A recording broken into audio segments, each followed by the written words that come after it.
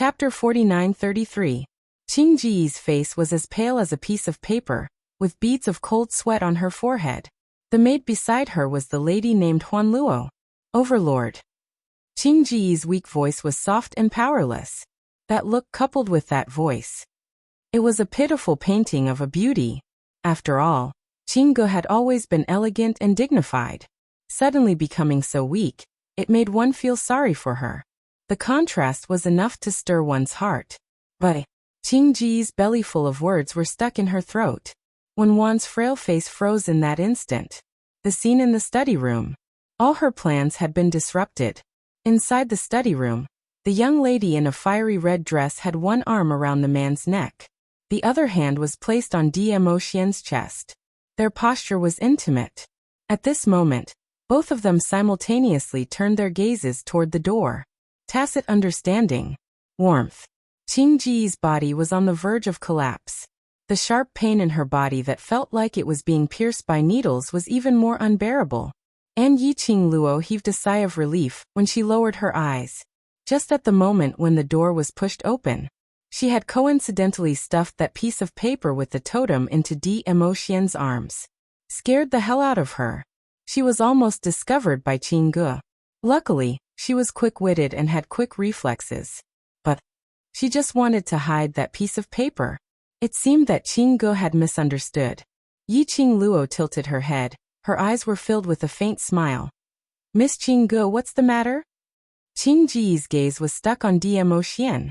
Suddenly she heard Yiqing Luo's voice. Her gaze tightened as her sharp gaze stared fiercely at Yiqing Luo. Fengqing Luo. Yiqing Luo blinked her eyes and pretended to be scared as she buried her head into Dmo Xian's arms. Why did you suddenly shout at me? Don't you know the reason why I am here? Qing Ji's voice was slightly sharp.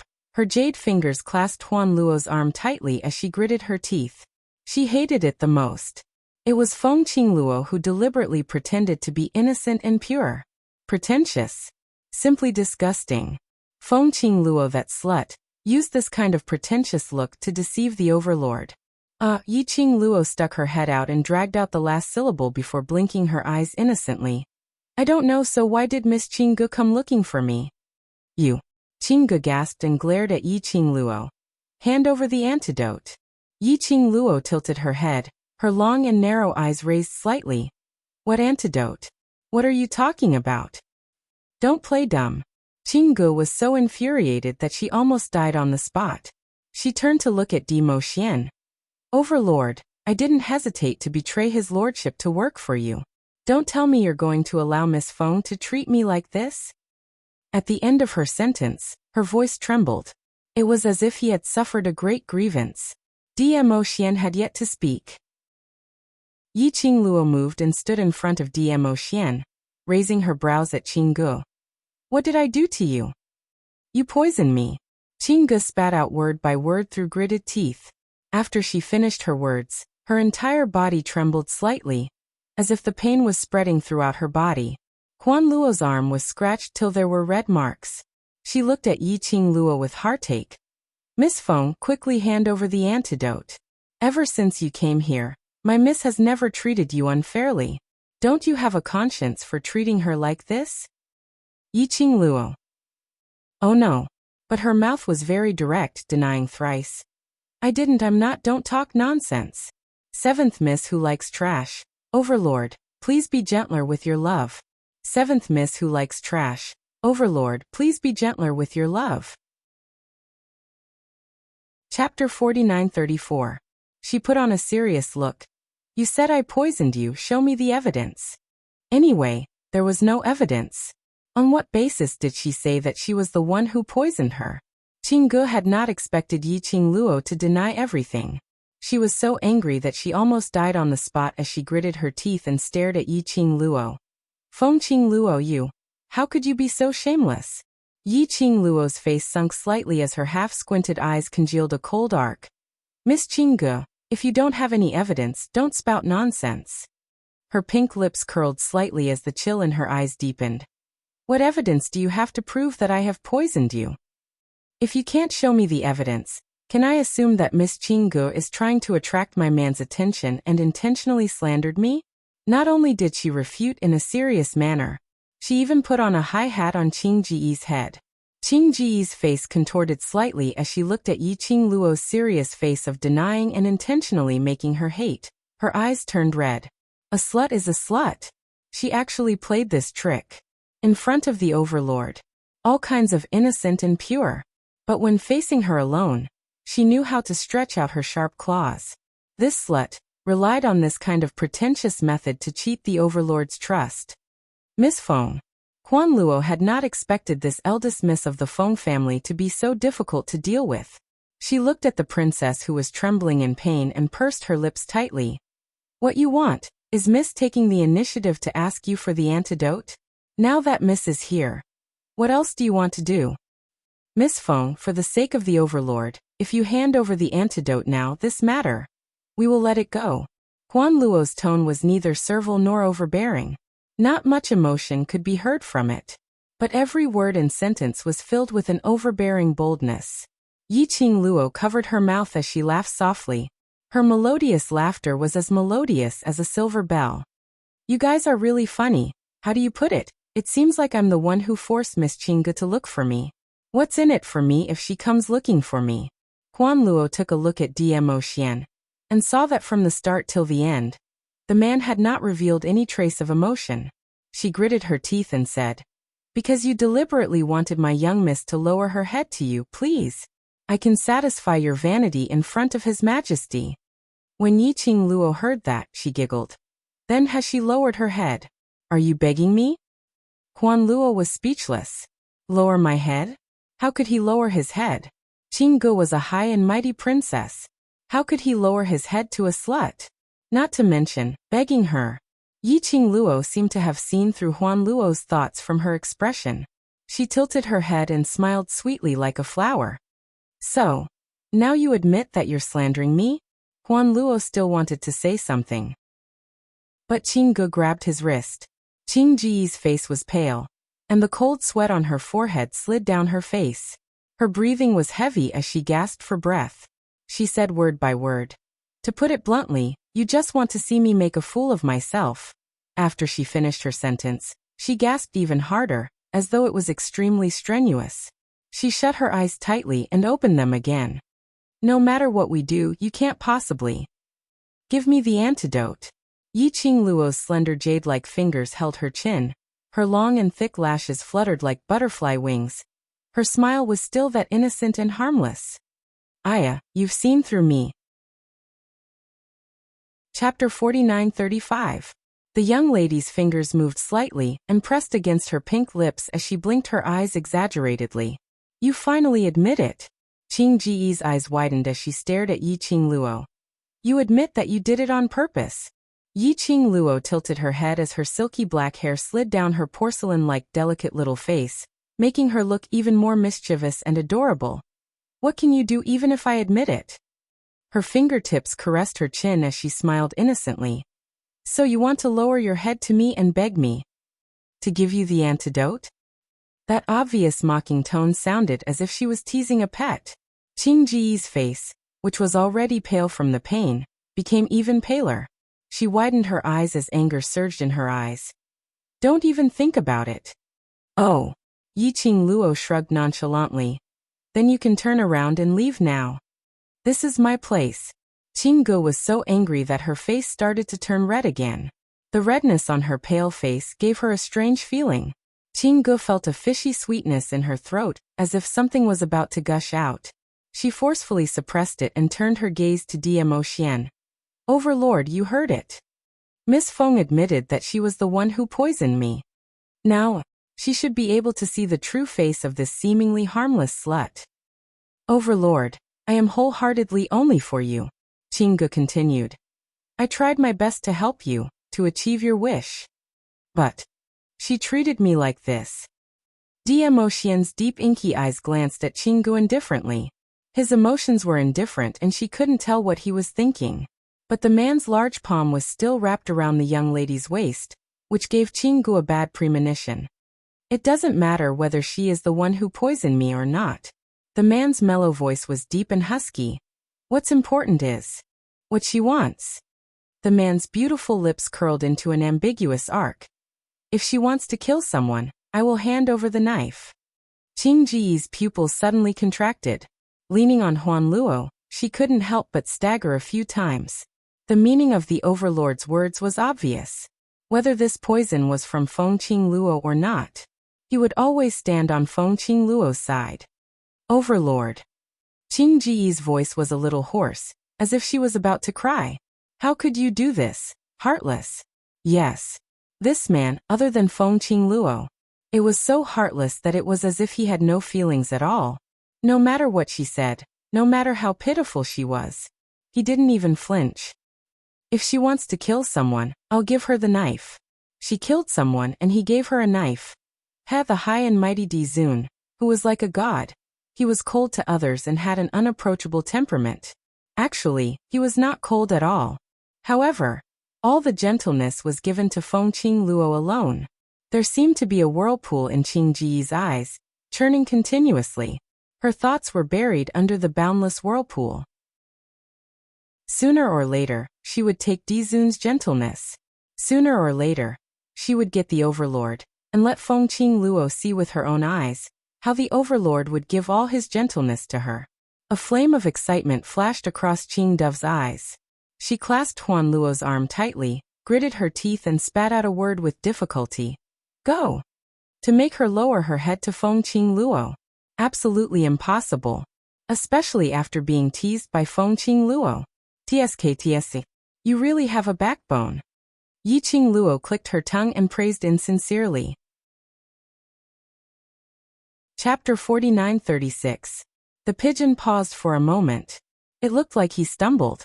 Yi Qing Luo's brows rose slightly, as she smiled and snuggled into Dmo Xian's arms, as she pretended to speak indifferently.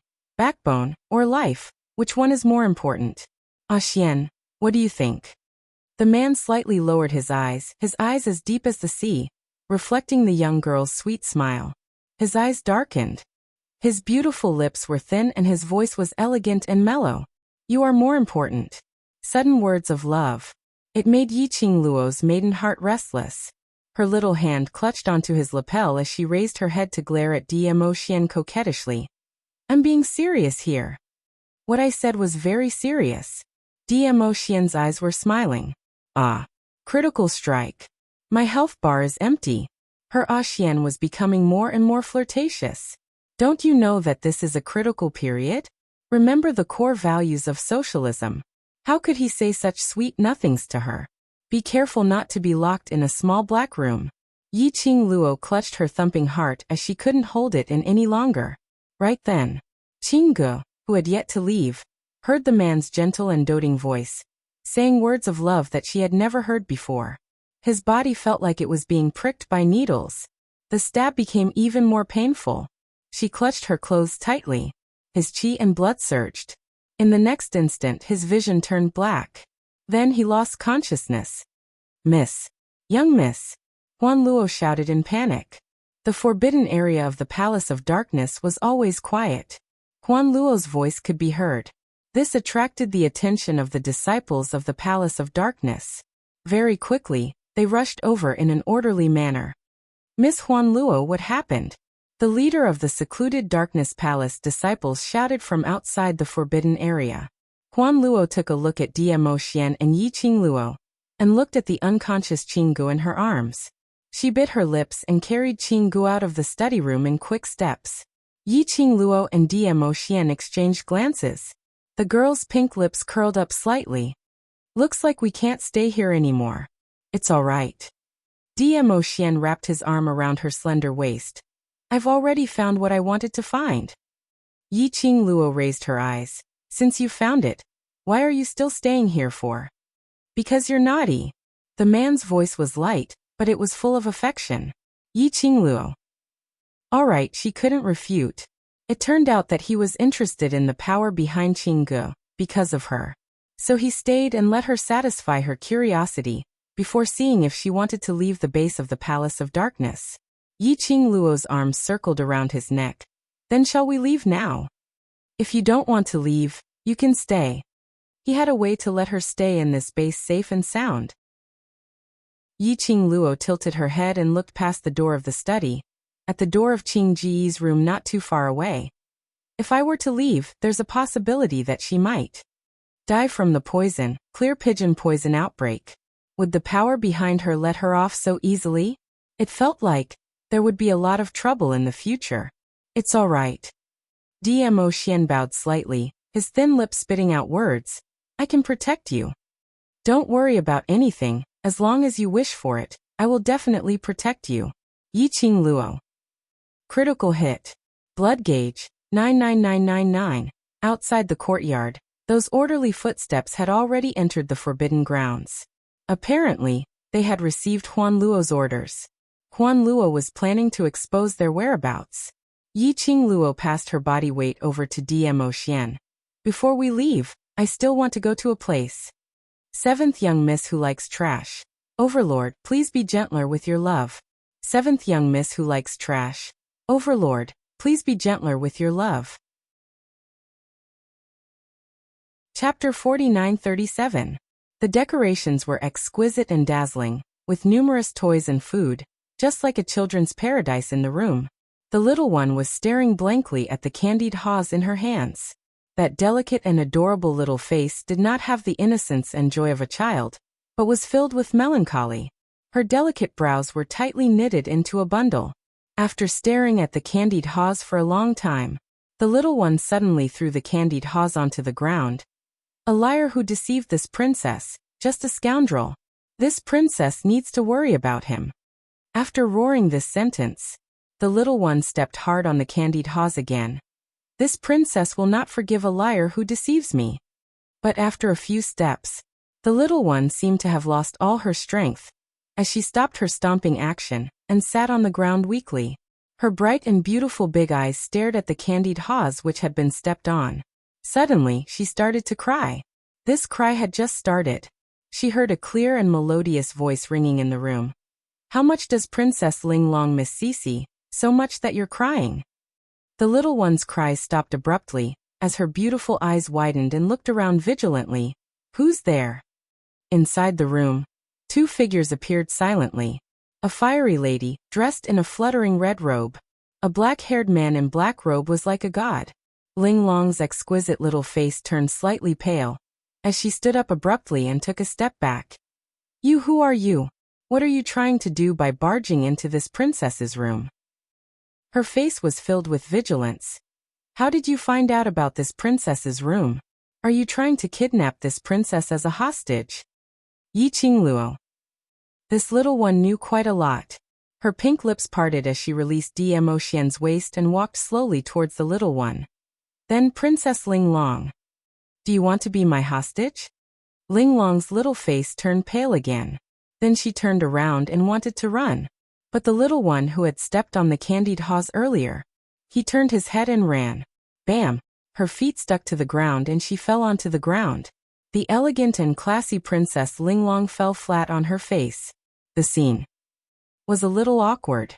The little man's face was red as he struggled to get up from the ground. However, the stickiness under her feet made it impossible for her to stand firmly.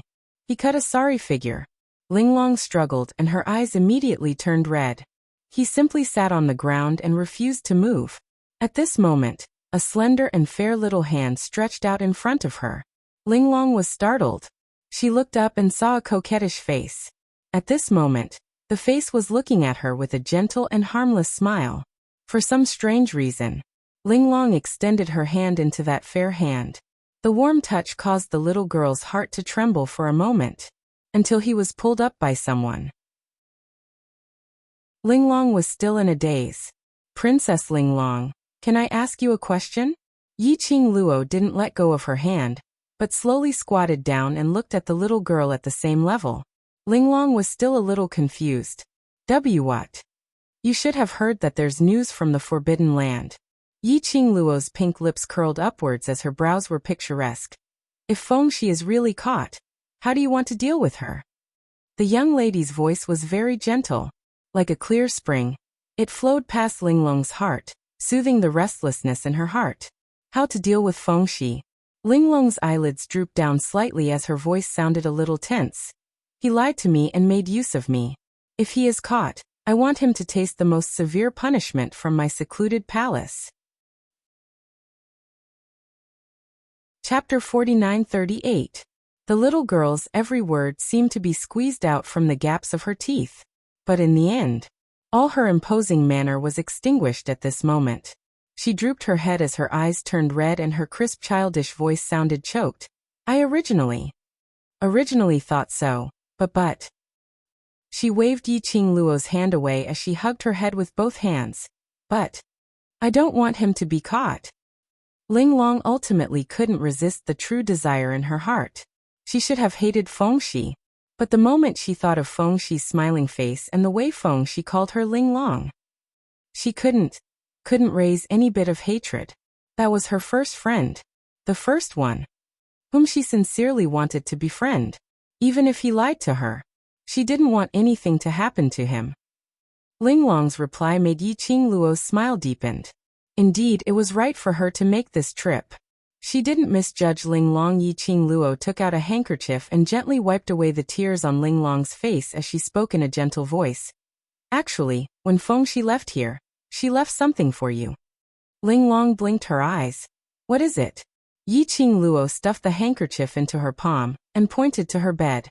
Ling Long was slightly stunned as joy flashed past her eyes, but there was some uncertainty and hesitation. Yiqing Luo smiled and nodded at her. Ling Long remained silent for a moment as she clenched the handkerchief in her hand tightly and walked towards the direction of the bed step by step. Under the pillow, she took out a piece of letter. Ling Long took a look at Yiqing Luo as she opened the letter bit by bit. She read every word on the letter word by word. Yiqing Luo didn't rush her. After about the time it took for half a stick of incense to burn, Ling Long then folded the letter neatly and raised her head to look at Yiqing Luo. You are Xiaoqi. It wasn't a question but an affirmation. Yiqing Luo had no intention to hide. Did you see through it or was it said in the letter? Earlier, when you stretched out your hand to me, I vaguely guessed it. Ling Long pursed her lips. So you pretended to be Xiaoqi to bring Cici away? Yes. Yiqing Luo admitted straightforwardly. Secluded Palace's motive for capturing Cici isn't simple.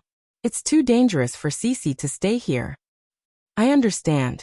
Ling Long looked at the letter in her hand. Knowing that he isn't lying to me or using me is enough. Yiqing Luo smiled. I think Cici also doesn't want you to misunderstand her, so I made this trip. She paused for a moment before continuing. Cici is very safe now. You don't have to worry. Cici, he has already left this place, right? Ling Long's distinct black and white beautiful eyes looked at Yiqing Luo without blinking, as though she had made some sort of decision. Yiqing Luo nodded her head.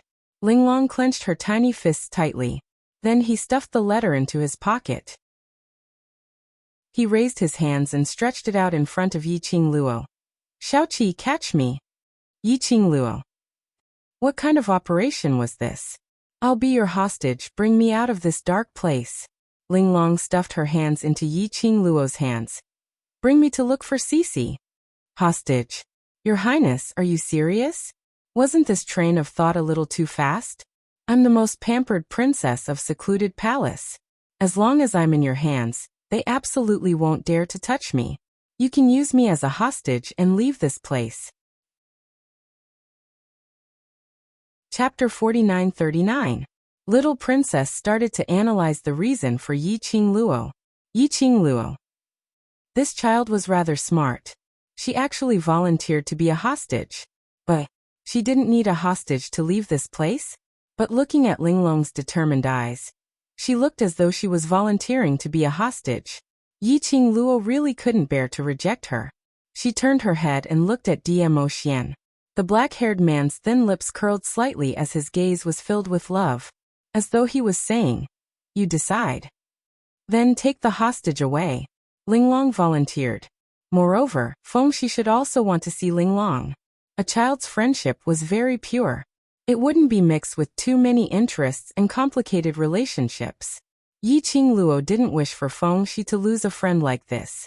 And she indeed had some selfish motives. Over at the Secluded Palace, they respected and protected Ling Long. It was enough to prove that the mastermind behind the secluded palace valued Linglong. If Linglong was in her hands, at least she would have some advantage. If the mastermind behind the secluded palace wanted to snatch Linglong back, they would definitely give themselves away. The two of them brought along a child as they silently headed towards the exit. The secluded palace's base exit was only the Jiang family's aristocrats' dungeon. It was heavily guarded by the secluded palace's disciples. Dmo Xian could come and go as he pleased. Yi Qingluo was still considering if she could use the blink movement secret art to leave silently. Then, her arm was grabbed by someone and her wrist was placed across a fair and slender neck. Linglong shouted, "I'm a hostage. None of you are allowed to move." Yi Qingluo. This lass, was she really not a spy sent by the enemy? Linglong's roar. Instantly the secluded palace's disciples who were guarding the entrance stared over in alarm. Yi Qingluo. She could only hold Linglong as she walked out from the dark. Linglong was still trying her best to display her acting. "None of you are allowed to move. Once you move, she will kill me. If I die, all of you will be buried with me. I am father's most beloved princess. If anything happens to me, all of you will die." Yi Qingluo didn't know how to ridicule. Most importantly, the Nether Palace disciples actually believed it. Secluded Palace's disciples were all filled with vigilance and worry as they stared at Yi Qingluo in panic. "Miss Feng, quickly let go of our princess." How much did his lord value Princess Linglong? They knew better than anyone else. Usually, if Princess Linglong were to knock herself against the wall, she would be punished with the lives of a large group of servants. If they allowed Princess Linglong to become a hostage, and even get injured, just the thought of the consequences sent shivers down his spine. The secluded Darkness Palace disciples were so frightened that they didn't dare to move. Yi Qingluo. This was probably the common saying, being overly concerned would cause confusion. She didn't have any room to play. The man in her arms tugged at her sleeves and whispered, "Let's go now." Yi Qingluo locked Linglong's neck as she slowly walked out of the underground prison's entrance. Mr. and Mrs. Jiang also arrived with hundreds of secret guards. It was a pincer attack. But because Linglong was held hostage in Yi Qingluo's hands, from time to time, he would even shout and scream. Yi Qingluo had a smooth journey as she brought Linglong and left the Jiang family's aristocratic residence. In the dark, Yi Qingluo put Linglong down. The secluded palace's disciples and Jiang aristocrats' secret guards were searching everywhere. Linglong delightfully curled her cherry lips. "I'm still the smarter one." Chapter 49-40. Yi Qingluo leaned against the wall and sighed softly. "You're smart, but have you ever thought about my identity as Feng family's Missy? Will they let us off?" Linglong's complacent smile froze bit by bit. She lowered her head. Did I get into trouble?" "Yes, so. Remember this lesson." Yi Qingluo patted her head. "In future when you think of problems, you need to think more comprehensively and consider all the consequences." Linglong's head lowered even more guiltily. "If you know guilt, then remember what I said." Yi Qingluo pulled her wrist. "Things have already developed to such a stage. You can only be a hostage and follow me back to Feng family." Linglong nodded. After a while, Dmo Xian came looking for them. The three of them headed towards the Feng residence.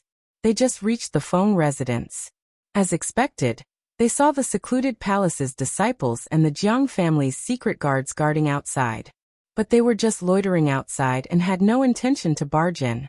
Yi Qingluo squinted her eyes slightly as she vaguely noticed that a wisp of profound glow was faintly discernible in the sky above the Feng residence. "Is it an enchantment?" Yi Qingluo asked. Dmo Xian nodded. "It should be an enchantment conjured by maternal grandfather." Maternal grandfather? This man, he changed his words really smoothly. The three of them avoided the secluded palace's disciples and approached the Feng residence from the side door. Yi Qingluo was still thinking of ways to send a message out for her maternal grandfather to fetch her. Dmo Xian held her little hand and pressed it on the barrier of the enchantment. The moment her fingers touched it, the profound glow shot out. The three of them entered the Feng residence. Feng family's bloodline can enter. Dmo Xian explained. When Yiqing Luo and the rest entered, Feng family's patriarch who had set up the enchantment naturally sensed it. When Yiqing Luo pulled Linglong to the main hall, Feng family's patriarch had already welcomed them. Little Luo, you alright? The old man's eyes were red as his trembling hand stretched out towards Yiqing Luo.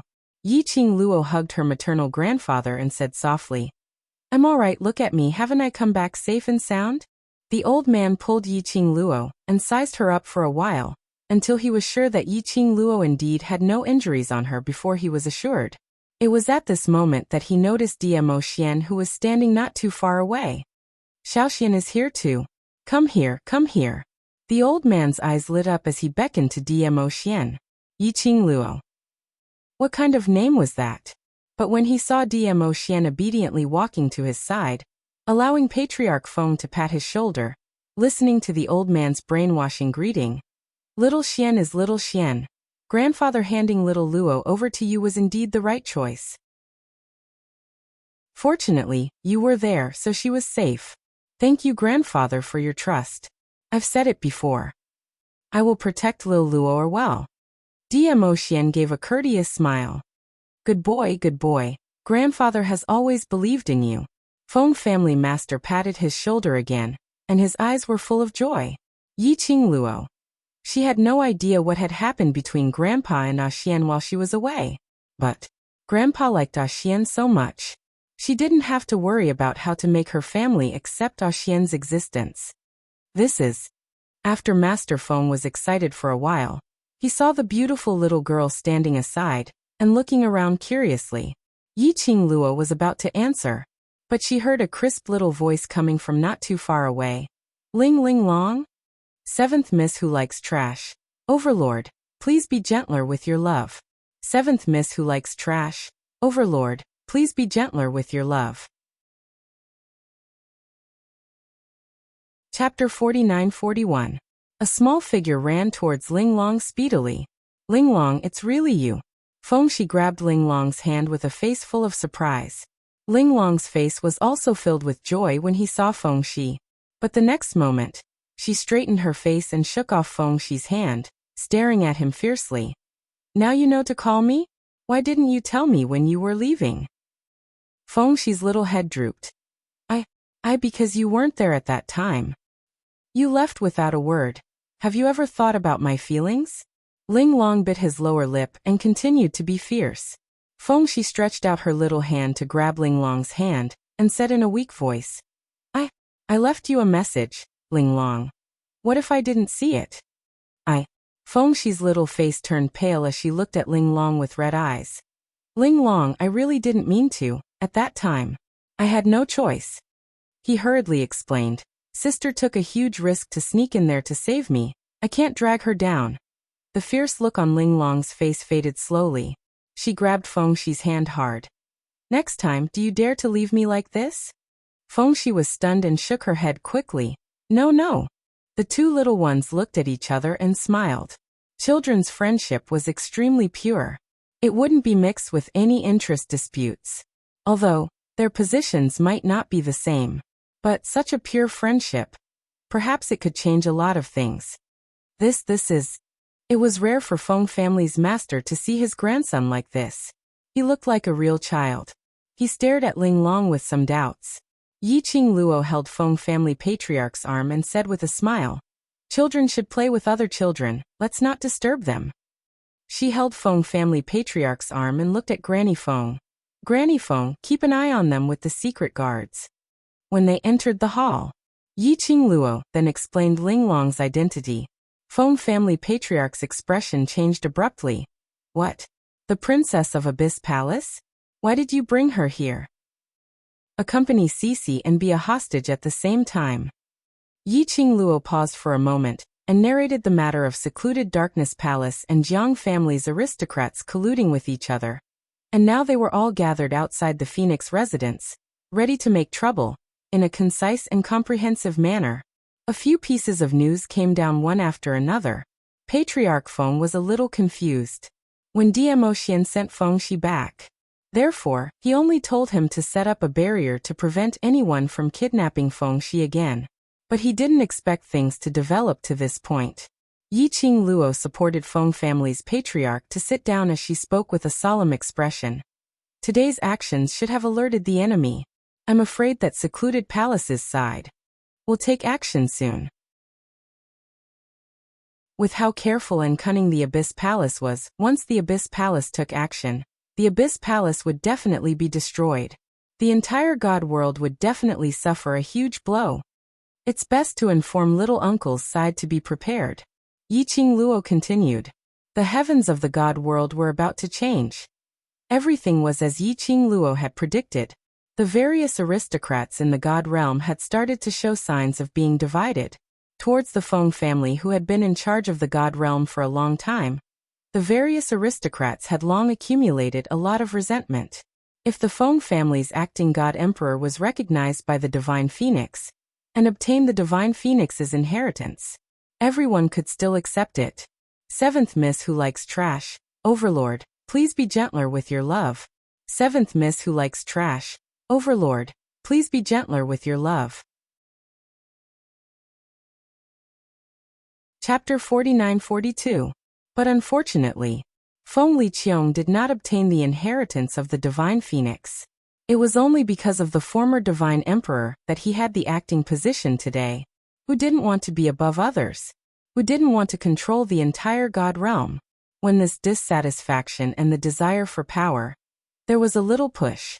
The aristocrats of the various aristocratic families, their hearts began to burn with the fire of desire. The surface of the God realm was calm. In fact, it had begun to develop in an unpredictable direction. It was very obvious to Feng Liqiong that the nobility clan's attitudes toward him had changed. Feng Liqiong received the summons from the Feng family's patriarch and returned to the Feng residence angrily. She heard about the Palace of Darkness again. She was so angry that she almost died on the spot. All of you want my position. Why don't you think about who has been handling the mess in the God realm for so many years? When something happens, all of you hide faster than anyone else. Now you're full of ambition. It's no use throwing a tantrum now. Yi Qingluo leaned back on the chair lazily. Feng Liqiong glared at her. Isn't it all because of you? Logically speaking, the Palace of Darkness's target has always been the position under your ass. Even if it's not now, they will do it later. Yi Qingluo shrugged her shoulders. And by then, I'm afraid you will unknowingly become cannon fodder. Speaking of which, you have to thank me. Yi Qingluo's pink lips curled up frivolously as her long and narrow eyes twinkled with playfulness. Let me give you a suggestion. Yi Qingluo chuckled as she enunciated each word clearly. Now, while the Palace of Darkness is just starting, secretly remember those aristocrats whose attitude has changed. And then secretly mess with them. Perhaps you can sit in this position for a little longer. Feng Liqiong's face darkened. Don't try to talk nonsense with me. I'll dig out that damn dark nether palace right now. If you can dig it out, your position will not be so unstable now. Yi Qingluo raised her eyebrows and slowly straightened her body. Little uncle, you'd better think of a way to win people's hearts and secure your position. Feng Liqiong was burning with anger. Hearing Yi Qingluo's words, her eyes were filled with anger. Yi Qingluo's words were obviously questioning his ability. They questioned whether he had the ability to sit firmly on the position of the acting God Emperor. His vision suddenly turned towards Yi Qingluo's side, to that outstanding man, Dmo Xian. You, the Imperial Palace's venerable sovereign, right? Feng Liqiong had heard of this name before. The name of Venerable Emperor. In the lower realm, it was a symbol of nobility and mystery. There were also rumors about him in the God world. It was said that the master of the Imperial Palace, Dizun, was also from the divine world. Moreover, they were not affected by the boundary, and they could freely travel between the major boundaries. He was a mysterious and unfathomable expert. No one knew where he came from, or where he was. Compared to a mysterious force like the Red Clear Pavilion, the Emperor Palace was much more powerful. It was even more shocking. In the past, there had been nobles from the God world who had wanted to recruit them into their forces.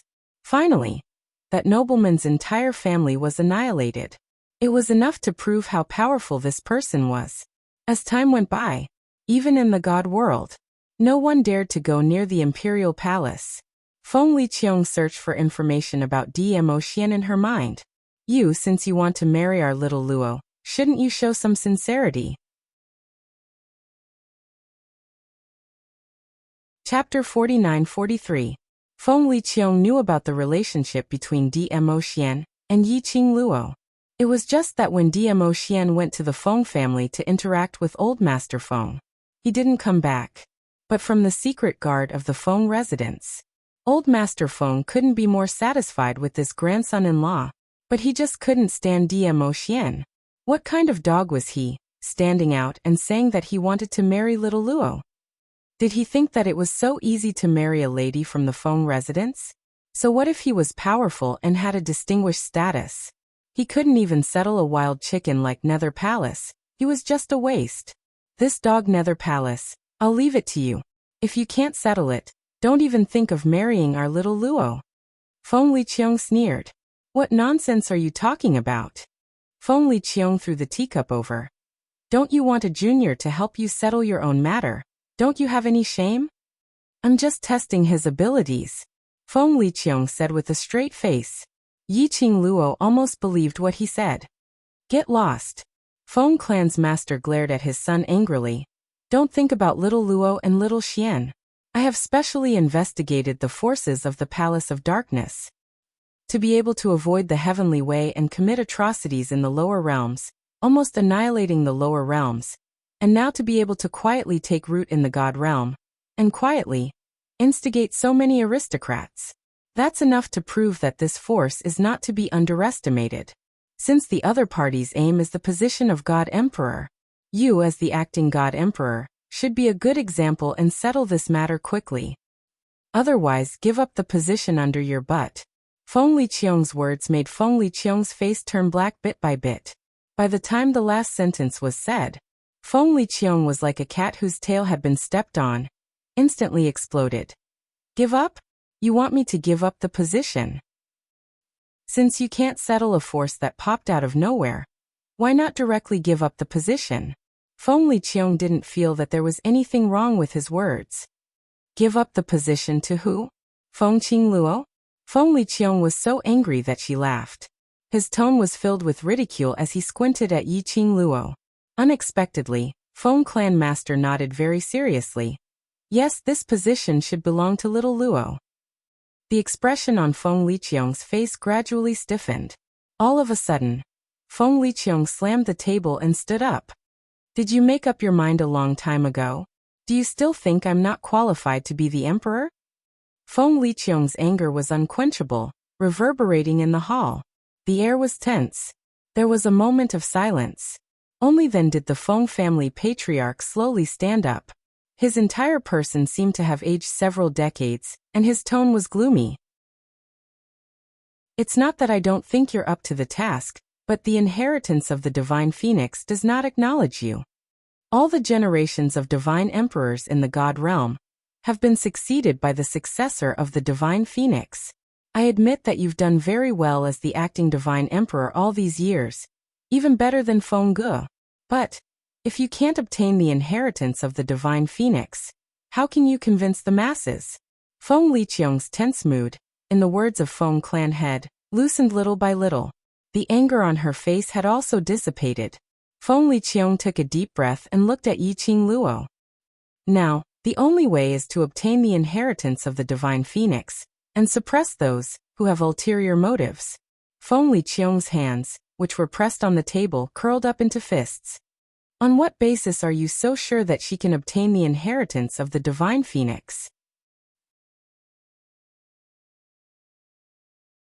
Chapter 49-44.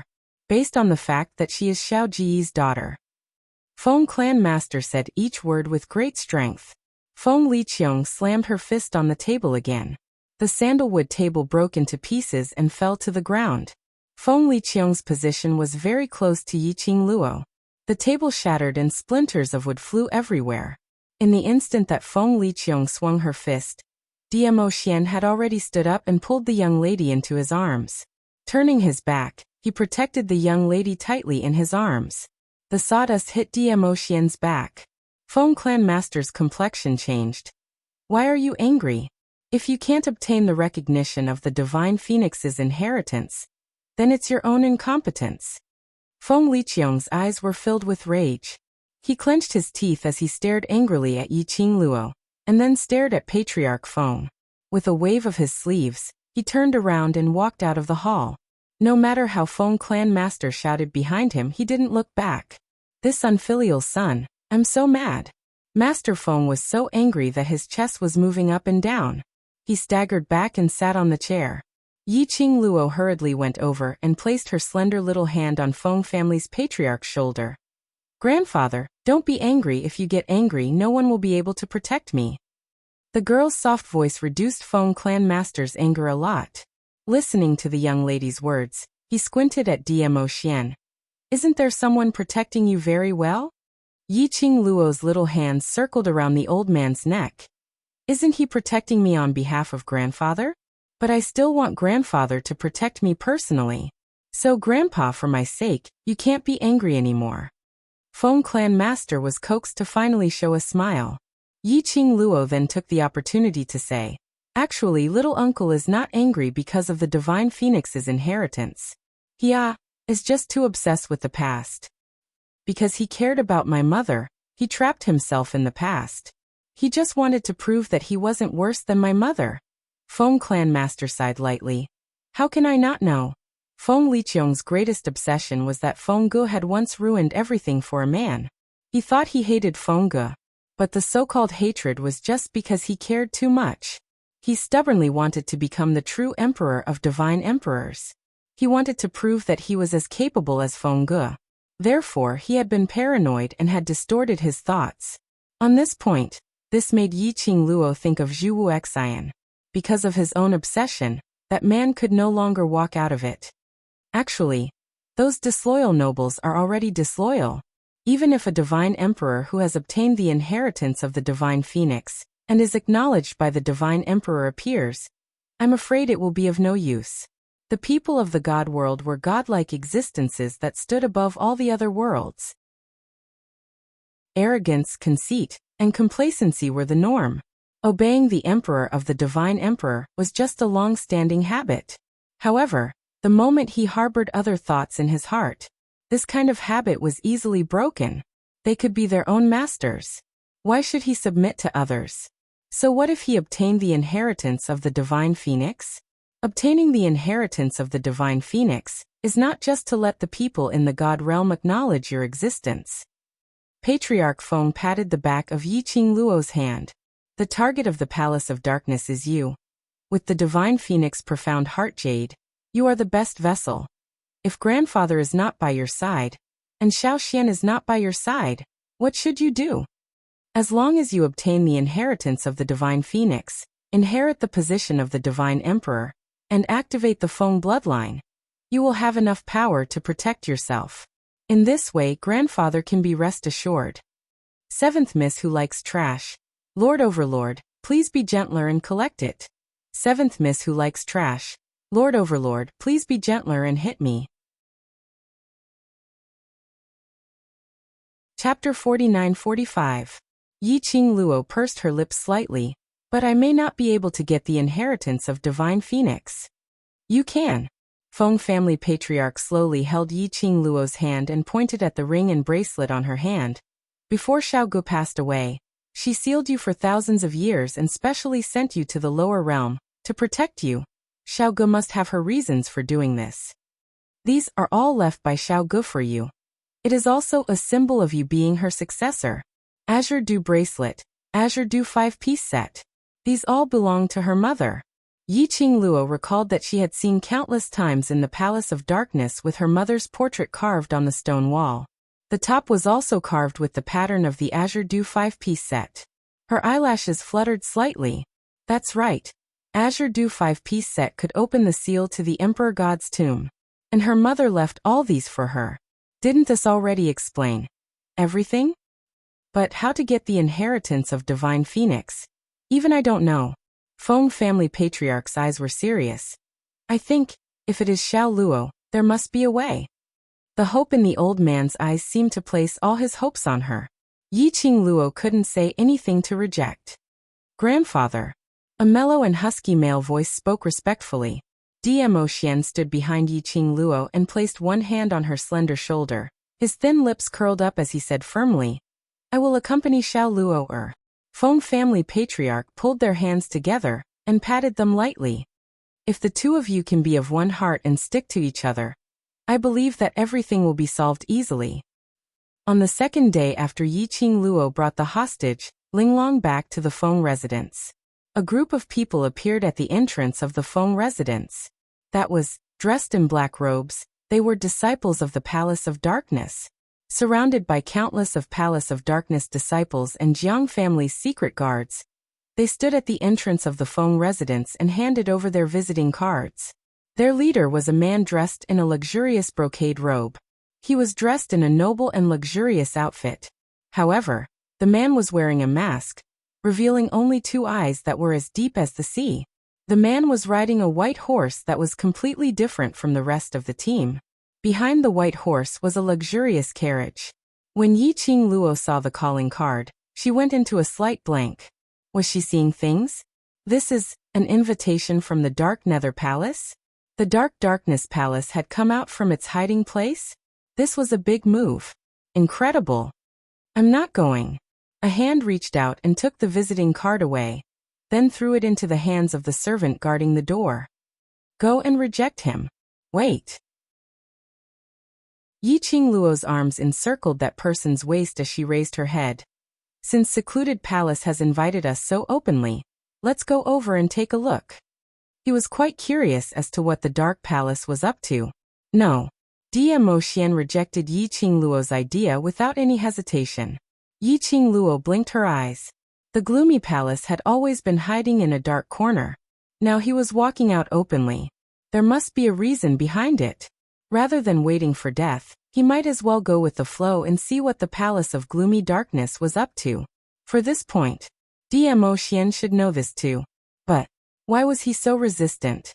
Yiqing Luo suddenly thought of something as she turned her head and looked at the servant who was waiting by the side. Earlier you said. This calling card, who sent it up? Trash 7th Young Mistress. Lord Dizun, please be gentler with your love. Trash 7th Young Mistress. Lord Dizun, please be gentler with your love. Chapter 49-46. That person called himself the Palace Master of the Nether Palace, the servant replied. Yiqing Luo. As expected, this was the reason for Dmo Xian's abnormal behavior. He didn't want her to have anything to do with the Palace Master of the Palace of Gloomy Palace, Gu Jingyu, that had once saved her, and the man who turned her into a puppet of Netherworld Palace. He was indeed someone whom Dmo Xian was unwilling to let her get close to. After all, it was a man that she couldn't hate, yet she felt guilty about. Compared to Zhu Wuxin, Dmo Xian was even more worried about Gu Jingyu. Of course, this was not because she had any thoughts about Gu Jingyu. Instead, it was Gu Jingyu's current appearance. It was more or less to soften her heart. However, Yiqing Luo's brows rose slightly. If I didn't remember wrongly, Gu Jingyu should be in the Qiao residence in the Earth domain right now, being guarded by the World Group's brothers. Why did he appear here? The Palace of Gloomy Darkness has gotten him out again? Back then, in order to save her, Gu Jingyu had turned himself into a puppet of the Gloomy Palace. Then the person behind the scenes from Dark Ghost Palace controlled his body. After that, after spending a Herculean effort, he forced the person behind the scenes of the Dark Palace out of Gu Jingyu's body. Therefore she imprisoned him in the Qiao mansion. The people from the Palace of Gloomy Darkness had not only gotten Gu Jingyu out, he had also brought Gu Jingyu to the God world. From the looks of it, they were obviously here for her. The current Gu Jingyu. Was it still that puppet from Dark Nether Palace? In any case, you are not allowed to go. Dmo Xian didn't care what Gu Jingyu's motive was. She clasped the young lady's slender waist and her deep black eyes were a sheet of darkness. Yiqing Luo was just about to say something. Another servant hurried over. Little miss, the one outside asked me to bring you a message. He said that you'd better listen to what he has to say before deciding whether or not to see him. As the servant was speaking, he was shivering under Diemo Xian's stare, almost on the verge of crying. His voice was trembling nonstop. Yi Qingluo stretched out her hands and blocked Diemo Xian's eyes, glaring at him. Don't scare me. If grandfather sees this, I'll deduct your impression points. No. Diemo Xian was incomparably calm. Grandfather wholeheartedly wants me to marry into his family. Yi Qingluo. Are you proud of marrying into his family? Yi Qingluo pinched his face and looked at the servant. Don't bother about him, carry on. The servant trembled in fear. That person outside said that young Miss Feng is living a carefree and unfettered life in the immortal realm. I believe you would like to know how your brothers are doing. If you are interested, let's meet up in the Jiang Manor. Yi Qingluo's expression suddenly congealed. Her long and narrow eyes seemed to be overflowing with light. She knew Gu Jingyu was referring to the brothers of the World Group. What he meant was, the World Group members were in his hands. Or could it be that he knew about the World Group's current situation and wanted to share it with her? This Gu Jingyu was such a prick, and he tried every possible way to ask her to meet him. What was the reason behind it? He just felt that this was a little interesting. Don't think too much. Diemo Xian held her chin as he easily saw through the young lady's thoughts. If you want to know about the World Group's current situation, I can tell you about it. It's not like I'm not bringing you along. What's there to be anxious about? Yi Qingluo raised her hand and held his arm. If there's anything wrong, just bring me along and run. Diemo Xian put down his hand, but his brows were still tightly knitted into a bundle. Chapter 49-47. Yi Qingluo's peerless brows were like a painting. Her narrow eyes curved as she smiled and stretched out her fingers, smoothing his creased brows. Following that, she glanced sideways at the servant and instructed calmly, "Go out and tell Master Gu that he can keep the appointment, but I'll decide the location." She wasn't silly. He tried every means to meet her. Based on the secluded palace's temperament, there was definitely a conspiracy.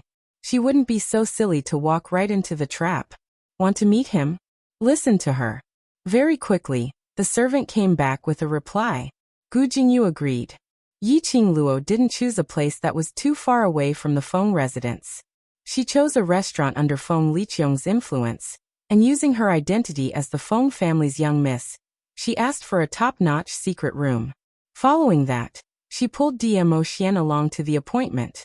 When Yi Qingluo and Diemo Xian arrived at the appointed location, Gu Jingyu was already waiting at the entrance. That gentle jade-like face hung the usual gentle smile. A pair of deep eyes stared deeply at Yi Qingluo, his eyes filled with warmth. So warm that Yi Qingluo had some goosebumps. When he saw Diemo Xian beside Yi Qingluo, he wasn't too surprised as his lips curled into a smile. The relationship between the Overlord and Madame D is really as good as before. His gaze looked towards Diemo Xian, as though he was joking. The Overlord is so worried, Madame D, meeting me privately? Looks like the threat of me to the Overlord is quite high. This is my honor. Diemo Xian gave him a cold glance, indifferently, disdainfully, as though he didn't put him in his eyes at all. It was because of this sentence from Gu Jingyu. Yi Qingluo was certain. The person in front of her wasn't the Gu Jingyu she was familiar with. He was still that emotionless, with only Gu Jingyu's memories, the puppet of the secluded palace. Yi Qingluo sighed softly, as she held onto Diemo Xian's arm, and said calmly, "I'm the one who requested Xian to accompany me after all. You're from the secluded palace, and I'm from the Feng family, so I'm quite afraid to meet you alone." When Gu Jingyu heard that, he actually laughed. "So Madame D is afraid of me too?" "Of course I am." Yi Qingluo didn't hesitate at all. For a sinister and cunning rat like the gloomy palace, and the kind that carries poison, who wouldn't be afraid of being bitten by them for no reason? Ha ha. Gu Jingyu laughed even louder. Should I be proud of the dark palace? Yi Qingluo's brows sunk. This Gu Jingyu, who was wearing Gu Jingyu's appearance, said such words. It was like a reminder to her. Because of her, Gu Jingyu became like this. Yi Qingluo's pink lips pursed slightly as she pulled Demo Xian into the room and sat on the chair. Gu Jingyu waved his palm and pushed 2 cups of hot tea in front of the 2 people. Yi Qingluo's cold eyes sunk slightly as she stared at the steaming hot tea. I'm here not to listen to your nonsense. This consort naturally knows. Gu Jingyu also picked up her teacup and took a sip. Then this consort will get straight to the point. He put down the teacup, tapped the table with his fingertips, and smiled gently. Let's make a deal. Deal. Yi Qingluo squinted her eyes slightly as she stared at that gentle face under the mist of the tea. I and the secluded palace don't seem to have any deal to discuss, right? Yes. Gu Jingyu replied confidently. If there isn't, why would the secluded palace keep on pestering you? Yi Qingluo's half-squinted eyes revealed a dangerous chill, but that pink lips rose slightly into an arc. Tell me about it. Chapter 49-48. At this moment, Gu Jingyu's lips curled upwards mysteriously as his fingertip tapped lightly on the lid of his cup. Overlord Madame D.Y. Don't you dare to drink tea? He laughed lowly as his gentle eyes were filled with ridicule and provocation. This is Madame D's turf. Are you afraid that I have poisoned you? The one who is afraid should be you, Palace Lord. Yi Qingluo gave a cold harumph as she lowered her eyes onto the misty tea in the cup as her lips curled up in ridicule. Perhaps Palace Lord can give it a try, to see if your poison is stronger or mine. Of course it's Madame D. Gu Jingyu replied without any hesitation. Madame D's poison is known as the world's #1 poison. Even Miss Qinggu is unable to resist it, so how would I dare to compare with Madame D? Yi Qingluo swept her sleeves. It was as though a flame was leaping as it rose up. The young lady's fair palm slapped onto her palm. Profound rays burst forth. The teacup floated into the air as it splashed onto Gu Jingyu's face. The boiling hot tea splashed onto Gu Jingyu's body with a whoosh. Since you know, why are you still playing such tricks in front of me? Gu Jingyu had no intention to avoid it at all. He allowed the tea to soak his luxurious brocade robe.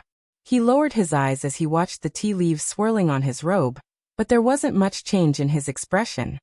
Why don't we pour this cup into Palace Lord's mouth? How about that? Yi Qingluo's fair finger swept across. She directly took the teacup in front of Demo Xian into her hands. She stood up as her blazing sleeves fluttered like fire. That exquisite white jade porcelain contrasted with the red flames of the flames. It made that young lady's fair fingers emitted a jade-like luster. She walked straight towards Gu Jingyu. Madame D, I'm just joking. Gu Jingyu gave a warm smile as he immediately stood up and avoided Yi Qingluo's outstretched hand. That jade-like fair hand flashed past his eyes. A strange glint flashed past his pupils. It was fleeting. Yi Qingluo had no intention to force him. She placed the teacup heavily on the table in front of Gu Jingyu. I was just joking. Saying that, she turned around and returned to Demo Xian's side. She knew it. As soon as he arrived at the restaurant, he saw Gu Jingyu waiting there. Something bad must have happened. He even wanted to poison the teacups. He wondered if his brain had been kicked by a donkey. Yi Qingluo sat back on the chair as she raised her brows lazily. So Palace Lord's visit this time round is to ask me to cure Miss Qinggu of the poison? No. Gu Jingyu smiled and shook his head. Miss Qingji's poisoning is a personal matter between her and the Emperor Lady. If the Emperor Lady is unwilling to cure her, then it's her own bad fate. His tone was very light and indifferent. It was as if Qingji's life and death were insignificant to him. Yi Qingluo couldn't be bothered with their twists and turns. Cut the crap, I'm very busy. She stared at Vinegar jar Emotien's pressure and brought Emotien here, not to listen to his nonsense. This time round, Gu Jingyu didn't keep her in suspense. The Emperor Lady should already know the reason why Secluded Palace needs you, right? I don't know. Yi Qingluo lazily dug her ears. Gu Jingyu seemed as though he didn't hear anything as he smiled and continued. Don't tell me that the Emperor Lady doesn't want to see the former Emperor Lord? It was a simple sentence, but it made Yi Qingluo's smile suddenly congeal. The emotions in her charming eyes were like a whirlpool, surging with turbulent waves. Seventh Miss Who Likes Trash. Overlord, please be gentler with your love. Seventh Miss Who Likes Trash. Overlord, please be gentler with your love. Chapter 49-49. Madam Emperor, you are the key to opening the God Emperor's tomb. Gu Jingyu was very satisfied with Yi Qing Luo's current expression. His smile deepened. As long as the God Emperor's tomb is opened, you will be able to meet the former Emperor of God Emperor. Yi Qing Luo's brows lifted slightly, her eyes were deep and serene, like the flowing light of the stars, flickering with a few traces of treacherous coldness. But the expression on her face was calm like stagnant water, without any ripples. So the collaboration that you want to discuss is, if you open the God Emperor's tomb, secluded palace will let you and meet your mother. Gu Jingyu said the latter half of the sentence. His lips curled upwards, full of confidence, as though he was certain of Yi Qing Luo's desire towards kinship. Yi Qing Luo, this lady, was good in everything. There was only one fatal flaw. That was too much emphasis on feelings. However, everything was different from what Gu Jingyu had thought. When he finished his words, Yi Zichen was stunned. The young lady laughed instead. Does Palace Lord think I'm very silly? She pulled Dmo Xian's hand, casually fiddling with his fingertips as she raised her brows and smiled. Since I can open the God Emperor's tomb, why don't I open it myself? Why don't I meet my mother on my own? Why must I bring along this group of people to destroy my mother's resting place? The young lady said every word. Her tone sounded indifferent and lazy. However, every single word was like thunder, heavily striking Gu Jingyu's heart. Her eyes narrowed slightly, revealing a cold glint. Palace Lord, you're too insincere. The way to open the God Emperor's tomb, only secluded palace knows. Gu Jingyu didn't expect Yi Qing Luo to have such a reaction. Without secluded palace's help, you can forget about meeting the former Emperor of God Emperor in this lifetime. Oh. Yi Qing Luo's lips curled into a lazy smile. So what? Such a reaction. It had exceeded secluded palace's original expectations. Didn't Yi Qing Luo want to meet her own mother? How could she possibly reject their suggestion? Yi Qing Luo slowly inserted her slender jade fingers into Dmo Xian's 5 fingers, interlocking with his 10 fingers tightly. She smiled and raised her eyebrows. I have Xian. Do I need you? Haven't they heard of this saying before? With the venerable sovereign in my hands, the world is mine. Xian was here. Was he afraid that he wouldn't be able to find a way to open the tomb of the divine emperor? After all, Xian had gone to the base of the Palace of Darkness. He had been searching for this method. What was there for her to be afraid of? Yi Qing Luo's laughter was melodious and mellow, like pearls falling onto a plate, very pleasant to the ears. As she smiled, she raised her eyebrows and looked at Gu Jingyu. However, Palace Master specifically came to talk to me about this transaction. You told me a piece of information. Without me, your Palace of Gloomy Shadows could not have entered the tomb of the godly emperor.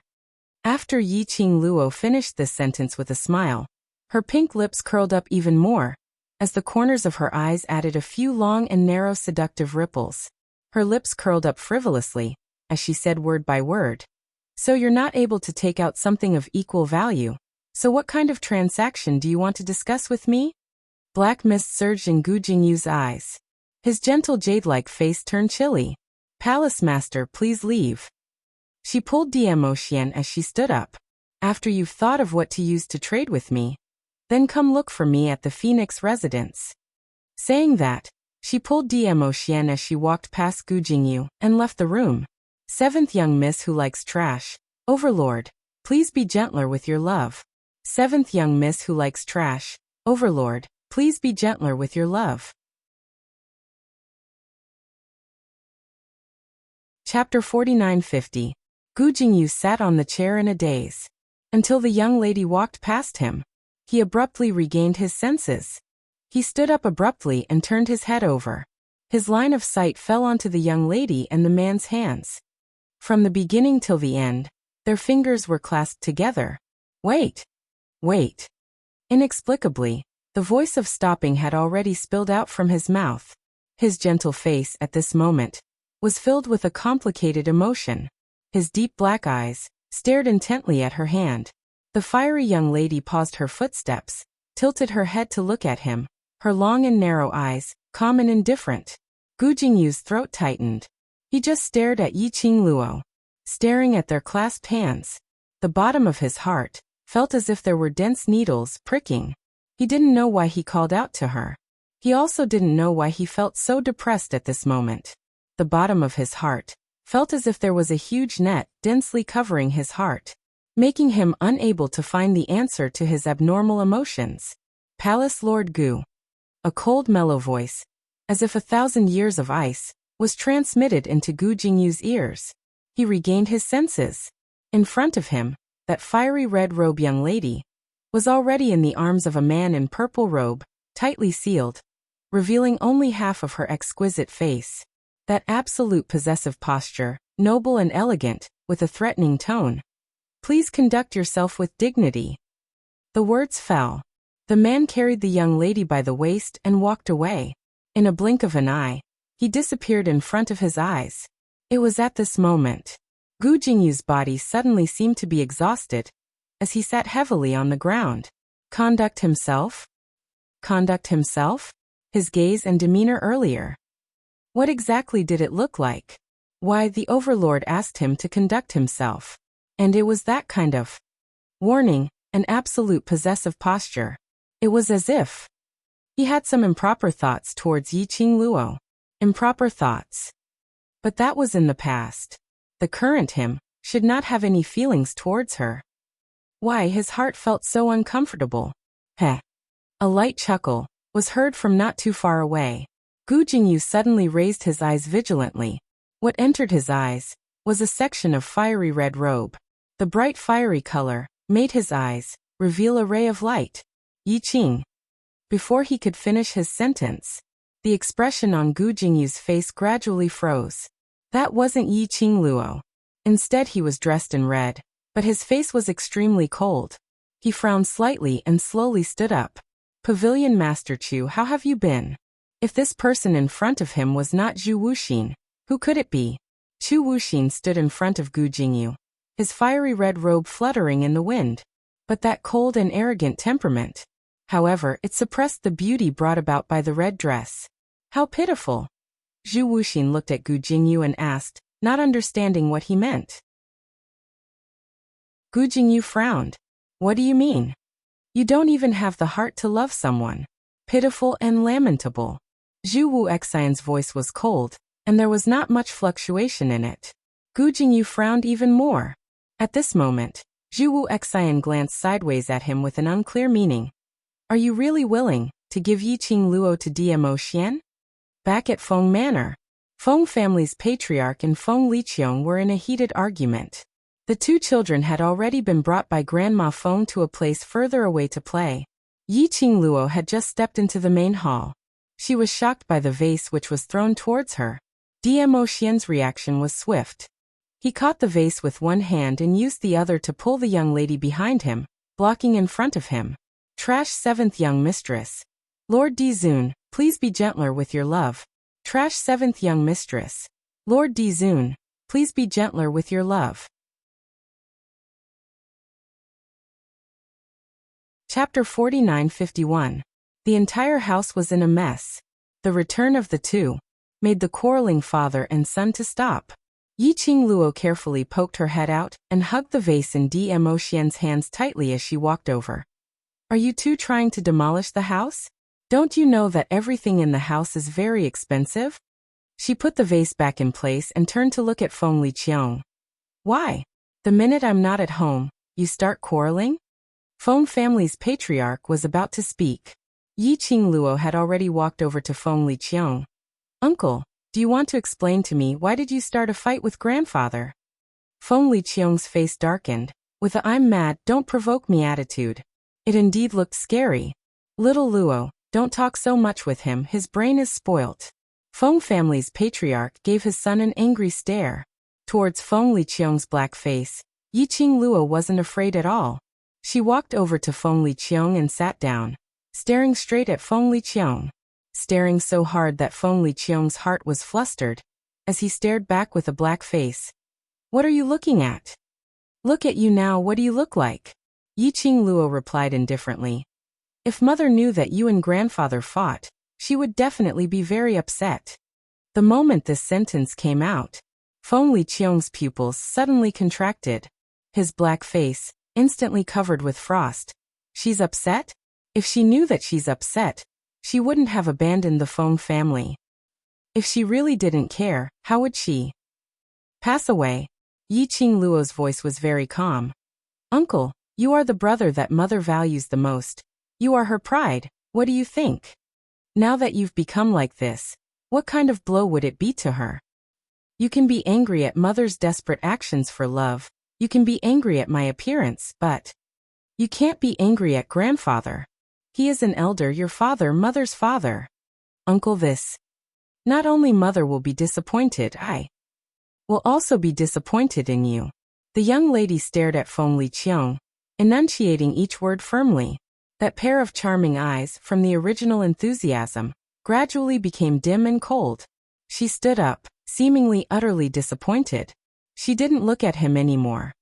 If little uncle feels that he really has to continue like this, that everyone in the world has let you down, and that he has to live like this, I have nothing to say.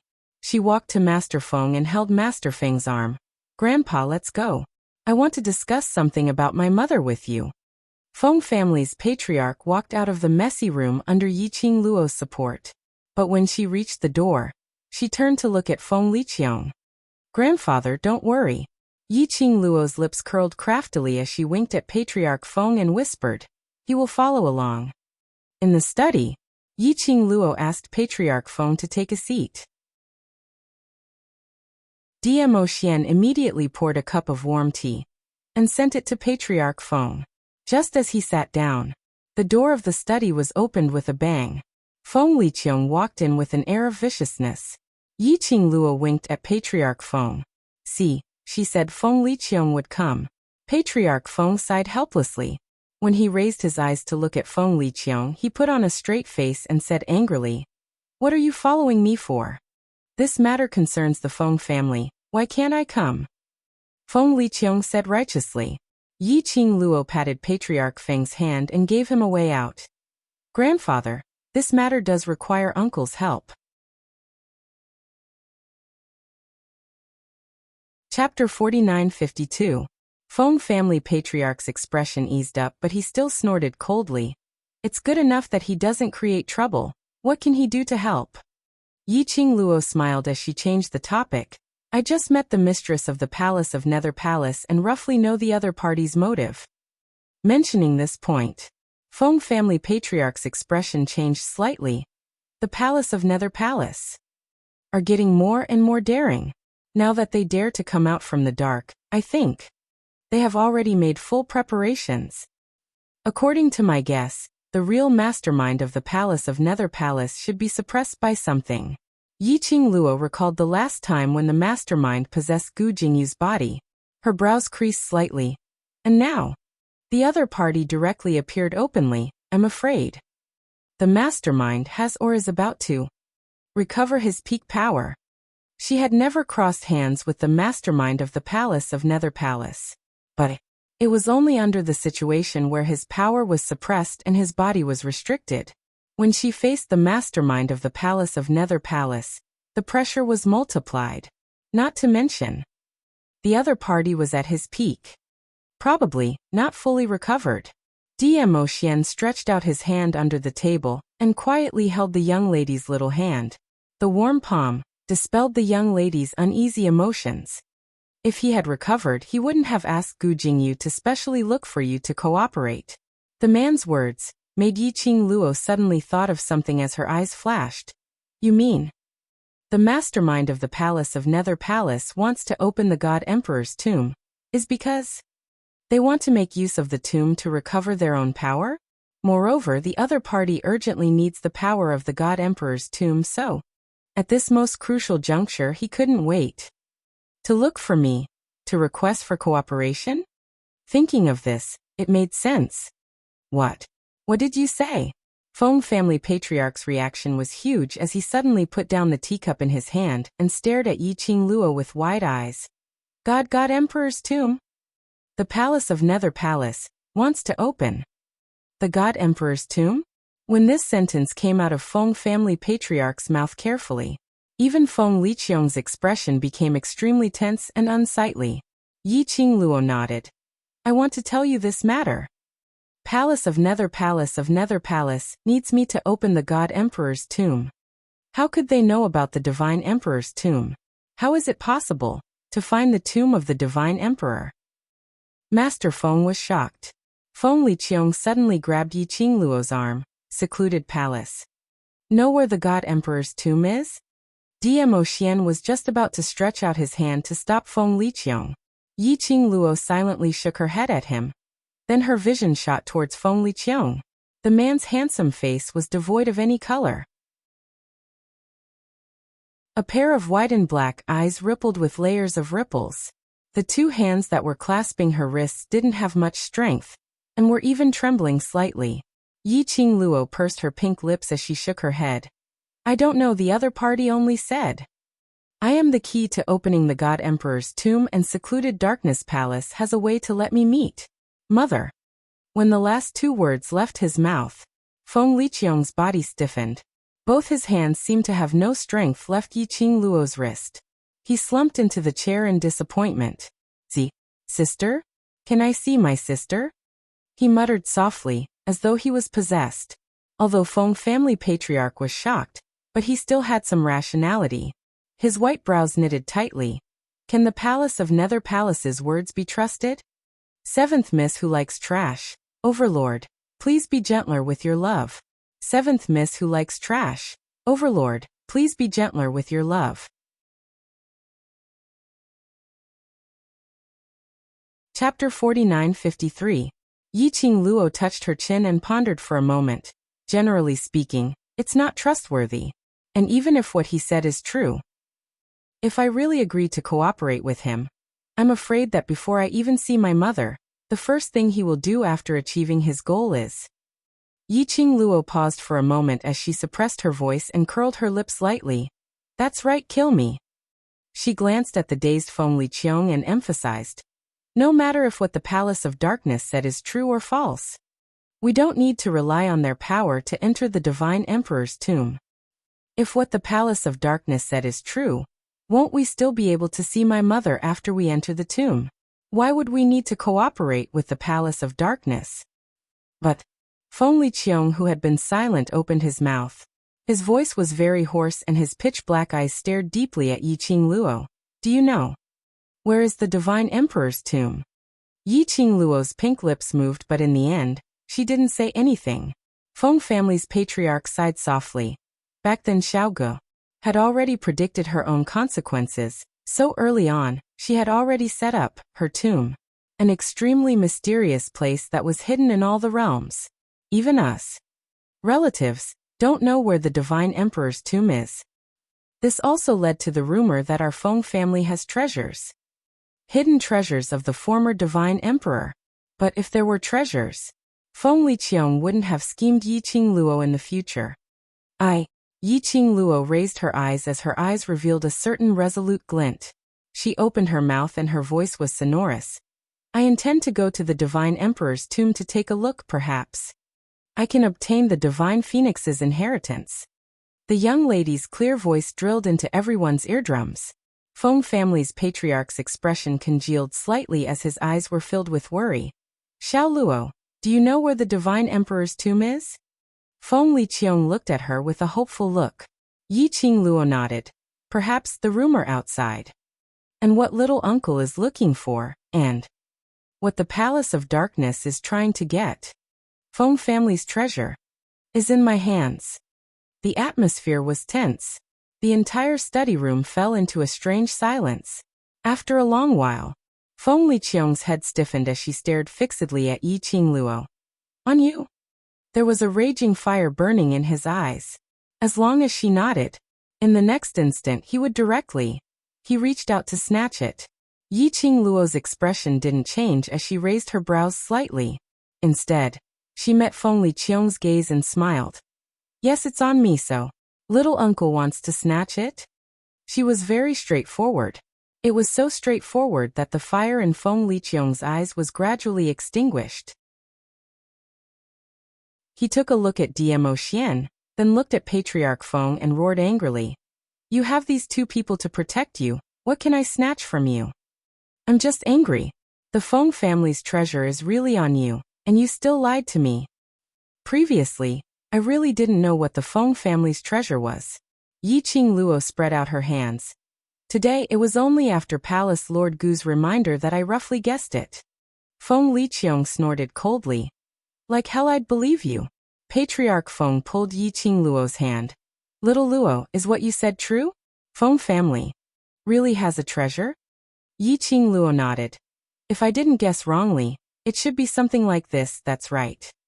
She gave Patriarch Feng a gentle smile as she held Patriarch Feng's hand. Seventh young miss who likes trash. Overlord, please be gentler with your love. Seventh young miss who likes trash. Overlord, please be gentler with your love. Chapter 4954. Grandfather, Xian and I will go search for the God Emperor's tomb first. Yi Qingluo said. As long as we enter the God Emperor's tomb before the Palace of Darkness, their plans will be completely messed up. Gu Jingyu would come knocking at their door at this juncture. This meant that the mastermind behind the Palace of Darkness, they already had a new plan. If they wanted to cut off the Palace of Darkness's ambition, they could only enter the God Emperor's tomb before the Palace of Darkness, to dig out all the secrets of the God Emperor's tomb. In this way, the Palace of Darkness's plan would fail, and they would be able to suppress the Palace of Darkness's ambition. And, as compared to the Palace of Darkness, she was the descendant of the Emperor of God Emperor, the owner of the Divine Phoenix Profound Heart Jade, the owner of the Azure Water 5-piece set. The chances of winning were higher. No way, Feng family's patriarch rejected without a second thought.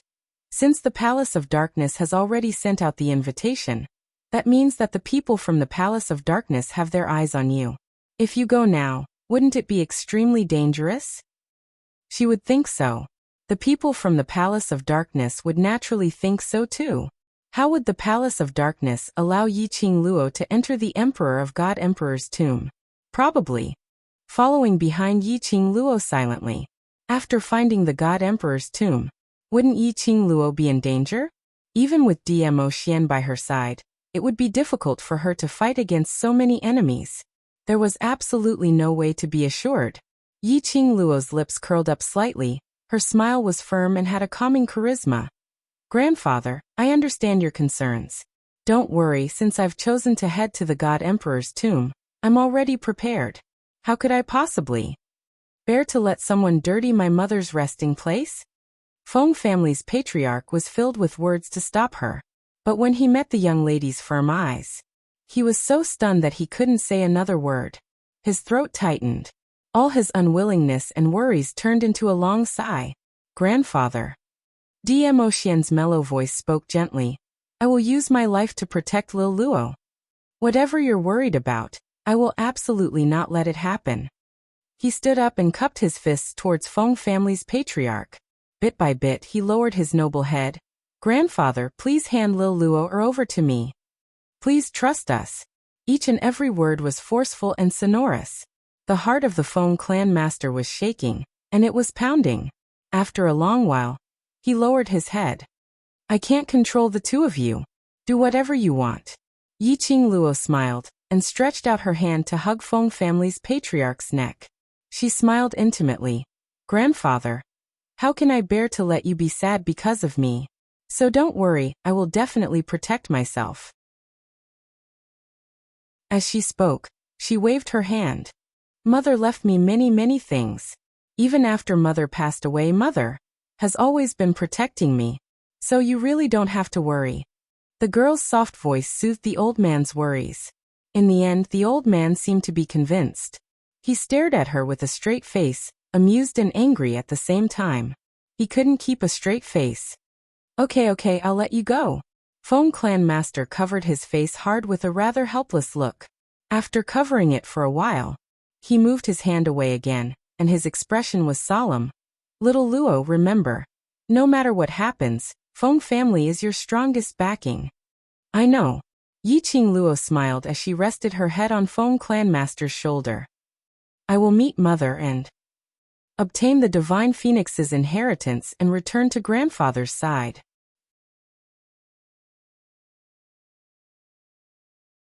Chapter 49:55. I want to go too. Feng Liqiang's expression was cold as her dark eyes stared at Yiqing Luo quietly. I want to go too. You can't go. Yiqing Luo raised her head and met Feng Liqiang's gaze without any hesitation. Feng Liqiang's expression darkened. Why can't I go? I just want to go over and take a look. Could it be that you're afraid that I'll snatch away your opportunity and stop you from obtaining the inheritance of the Divine Phoenix? If I were afraid, I wouldn't have said these things in front of you. Yiqing Luo straightened up and sat down beside Feng Liqiang. She faced Feng Liqiang and faced her questioning gaze. She did not panic in the slightest. Little uncle, it's precisely because I trust you that I'm willing to let you know about these things. I know that you want to go because you want to see mother. You want to personally ask mother if she regrets the choice she made. But she paused.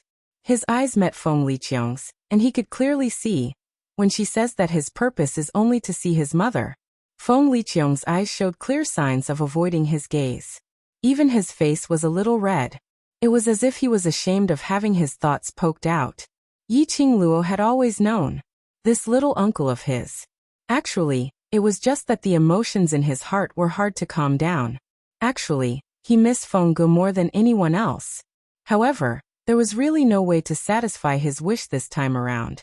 Yiqing Luo sighed softly. Little uncle, the current god realm, under the influence of the Palace of Gloom, is no longer the god realm that you know. If you still want to protect the god realm, to protect this, the god realm that mother once wanted to protect, as the acting god emperor you have to stay. If you leave with me, and the Palace of Darkness finds out, what do you think the Palace of Darkness will do? Feng Liqiang's throat tightened, and she couldn't speak. What would happen to Shadowy Palace? If it was him, he wouldn't be able to do so. They would definitely take the opportunity to start a war. Take down the immortal world in one fell swoop. If the god world became the property of the Dark Nether Palace, I'm afraid the lower realms would also suffer. All the realms would suffer a bloodbath. The consequences were extremely serious. Feng Liqiang's hand on the table clenched into a fist. He pounded the table heavily. Damned palace of gloomy darkness. He gritted his teeth. But he had already calmed down. Yiqing Luo tentatively stretched out her hand and gently placed it on his shoulder. Little uncle, if I can really meet mother, I can help you to pass on the words you want to say to her. After a pause, she continued. If there is a chance, I will do my best to let you meet. Feng Liqiang clenched her fists even tighter. He clenched his fists so tightly that his fingertips turned white. His joints were protruding. He gritted his teeth and snorted coldly. There was no good answer, nor was there a bad answer. Yiqing Luo looked at him for several breaths and retracted her hand. Her pink lips curled upwards as she gazed at the few of them and said word by word. You guys guard the god realm and wait for us to return. That night, Yiqing Luo used Feng Liqiang's name to call Ji Wuhua and Feng Changqing over to the Feng residence. As soon as dinner was over, Feng Changqing was called to the study room by Patriarch Feng for a discussion. Yiqing Luo then pulled Ji Wuhua into the room. Ji Wuhua followed behind Yiqing Luo excitedly, his face filled with excitement. Miss Qing Luo, are you trying to exchange feelings with me secretly?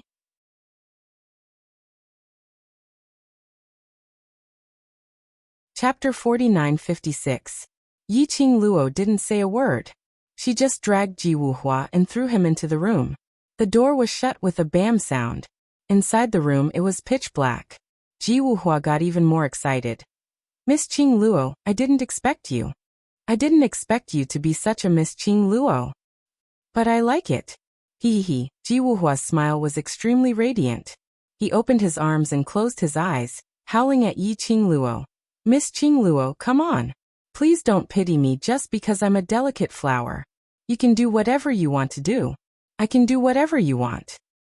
Hiss, the sound of candlelight was accompanied by the young lady's clear voice. Really anything? That soft voice made Ji Wuhua's smile even more radiant. He nodded hard. Yes, as long as it's Miss Qing Luo, anything is fine. Then, I'll leave it to you, the young lady said with a smile. Come on. What do you mean? Ji Wuhua vaguely sensed that something was wrong and opened his eyes. It was okay if he didn't open his eyes. But when he opened his eyes, he was shocked.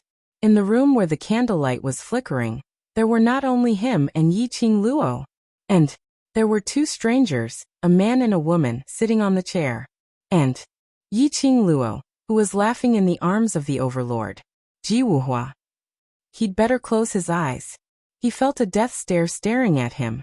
That was the death stare from His Majesty Dizun. He was going to die. Just when Ji Wuhua was about to cry, Yi Qing Luo said with a smile, Lord Flower King, let's start. The 4 words Lord Flower King made Ji Wuhua's hair stand on end. He shuddered and stepped back. Okay, what do we do? He was just about to move. Yi Qing Luo raised her eyebrows slightly and her smile became even sweeter. But the threatening look in her eyes was enough to make Ji Wuhua's heart tighten. Of course. Disguise these two as me and Xian. She looked up and smiled at Ji Wuhua. Just now Lord Flower King said that I can do anything. You shouldn't be lying, right? Lie, she was the one who had used her beauty to trick him. Ah. Ji Wuhua. I feel wronged, but I can't say it. Not only could he not say it, he had to accept it with grievance. No, I won't, staring at the overlord's death stare, as well as Yi Qing Luo's death smile. Ji Wuhua was very cowardly. I am the Flower King. How could the most honest person? How could he lie to you? Sob, sob, sob. Yi Qing Luo nodded satisfactorily. Start your performance. Ji Wuhua. Inside the room, there were 2 strangers who were disciples of the Emperor Palace. Their figures and postures were similar to Yi Qing Luo and Dmo Xian. When the both of them came out with their disguises, they changed into Yi Qing Luo and Dmo Xian's clothes. If one did not look closely, they did indeed look like 2 different people. However, after all, a fake was just a fake. His mannerisms and actions were somewhat similar. However, his temperament was clearly different. Ji Wuhua was busy for half a day before he finally heaved a sigh of relief as he sat down on the table. What are you trying to do by making 2 fakes? Yi Qing Luo smiled as she passed him a cup of tea. You've worked hard. Ji Wuhua instantly jumped up as though he was injected with chicken blood. He received the tea from Yi Qing Luo and stared at the tea. The cup that Miss Qing Luo touched. The tea that Miss Qing Luo poured for me personally. Sob, sob, sob. He wasn't going to drink it. He wanted to keep it. Trash 7th young mistress. Lord Dizun, please collect it gently. Trash 7th young mistress. Lord Dizun, please collect it gently.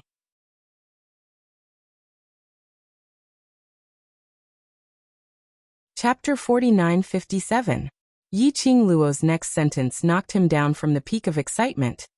Let's continue after the tea. Ji Wuhua was so scared that he almost dropped the cup in his hand. Continue? Continue what? Yi Qing Luo pointed to her own face and then to Dmo Xian. It's our turn. Ji Wuhua. Did you think it was easy for me to disguise myself? Did you think I could easily disguise myself? My hands are sore from tormenting 2 people in a row. I want to go on strike. I quit. Damn, it smells so good. Ji Wuhua resigned himself to his fate as he picked up the tools and started a series of. First, she removed her makeup and removed the alluring face that she had put on earlier. Then, she put on a new pretty face that was more delicate and mischievous. After that, helped Dmo Xian to disguise himself. Yi Qing Luo wanted to disguise Dmo Xian as a heroic and mighty man in his 30s. Compared to her, it was like an uncle with a loli, so sexy and flirtatious. But perhaps Ji Wuhua was intimidated by Dmo Xian's majesty and his hands were trembling. Or perhaps Ji Wuhua did it on purpose. After an hour and a half of disguise, finally the finished product was presented. Yi Qing Luo's jaw almost dropped. Wow. Wow. Wow. It was a fair and delicate face. So delicate that it was cute. Her long and slender eyelashes fluttered like butterfly wings. His deep blue pupils rippled with a pure and mysterious light that was as deep as the sea. Even the lips were pink and lovely like a rose. Yiqing Luo's maiden heart was about to burst. Ji Wuhua must have done it on purpose. Ji Wuhua looked at the 14 or 15-year-old young man in front of him and expressed his satisfaction. Such an overlord. Could he still bluff? He only knew how to give him a death stare. He only knew how to scare him. Humph, even if he wanted to scare people now, he couldn't use his majesty anymore. Ji Wuhua's face was full of pride and his little mouth was about to rise to the sky. However, seeing Dmo Xian's face reflected in the bronze mirror, he squinted his clear and limpid eyes as he cast a sidelong glance. Ji Wuhua's complacent smile froze on his face, shivering with cold. Bowing down to the big shots. I was wrong. Ji Wuhua admitted defeat decisively. Dmo Xian curled his cherry blossom pink lips slightly. Wrong, do you know what to do now? I'll help you disguise yourself again. Ji Wuhua straightened his back. Even if I changed my appearance into a cute little girl. The overlord's oppressive aura and murderous death stare were not weakened at all. It was too scary. Ji Wuhua's small hands trembled as he was about to help Dmo Xian remove the disguise on his face. A fair little hand suddenly stretched out. Then he blocked Ji Wuhua's movement. The girl's pretty eyes curved slightly, and she smiled with incomparable joy. That's good. I don't need to disguise myself again. But, Ji Wuhua looked at Dmo Xian hesitantly.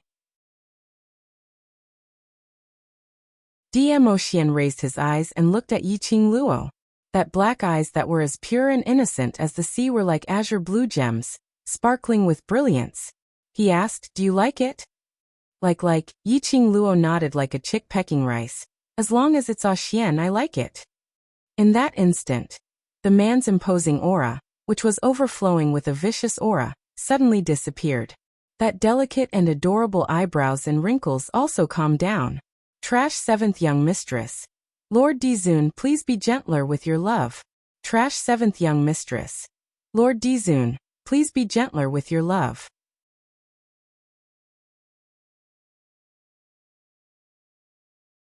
Chapter 49-58. Yiqing Luo leaned forward and cupped the man's face with both hands.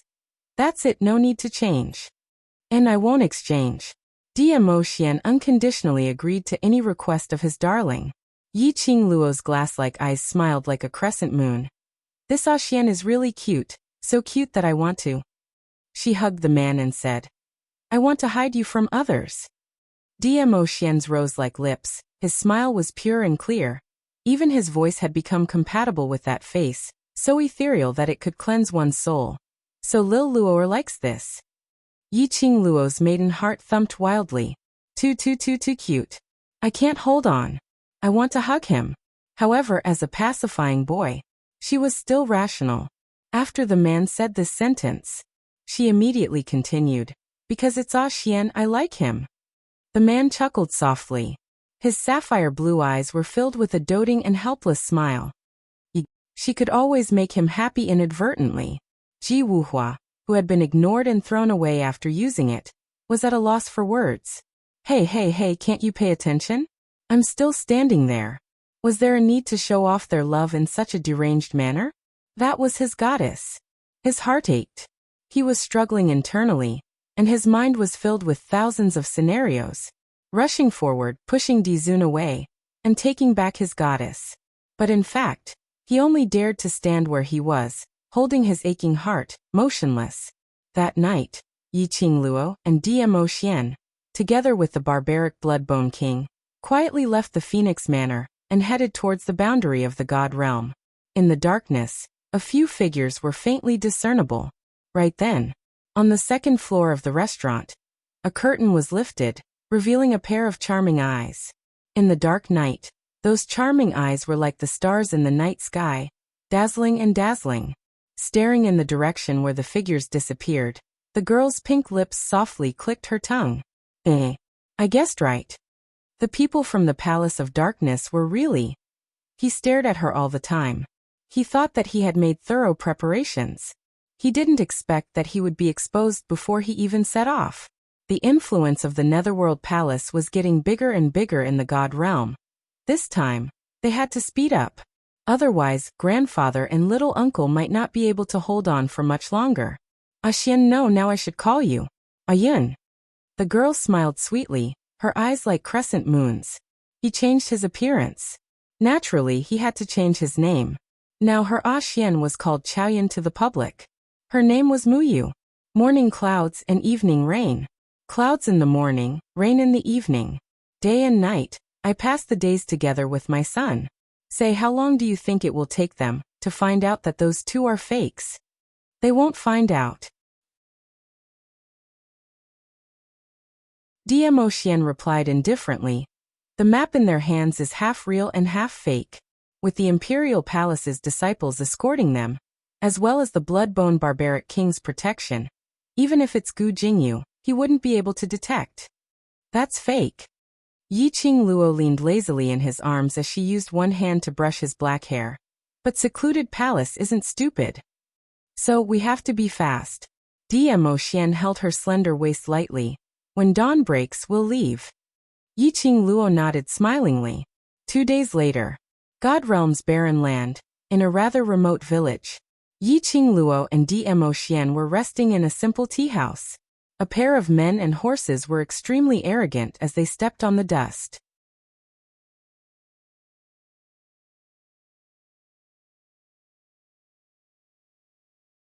Chapter 49-59. The iron-blood horse raised its hooves and trampled on the tables and chairs in the tea house. Sawdust flew. It almost hit Yiqing Luo. DMO Xian raised his hand to block it. Yiqing Luo raised her eyes and looked at that group of people. A total of 14 people. The leader was a man and a woman. The man's build was huge and strong like a bear. The woman was not bad-looking, but there was a strong aura in her eyes. Both of them looked about the same age, around 24 or 25. The head of the Dark Void Hall is here again. Half a month ago. Didn't they just come? Why are they here again? They know that those little brothers have left, so they specially came over to seek revenge? Isn't the Dark Void Hall backed by the Jiang family's aristocratic family? So arrogant, aren't they afraid of causing a backlash from other cultivators? Not far away, the villagers complained unwillingly. But no one dared to stand out. The leader jumped off the horse and kicked the ruined table. Is the boss of your tea house blind? Why don't you come out and serve? His line of sight swept across. His gaze fell on the seat where Yiqing Luo and DMO Xian were sitting.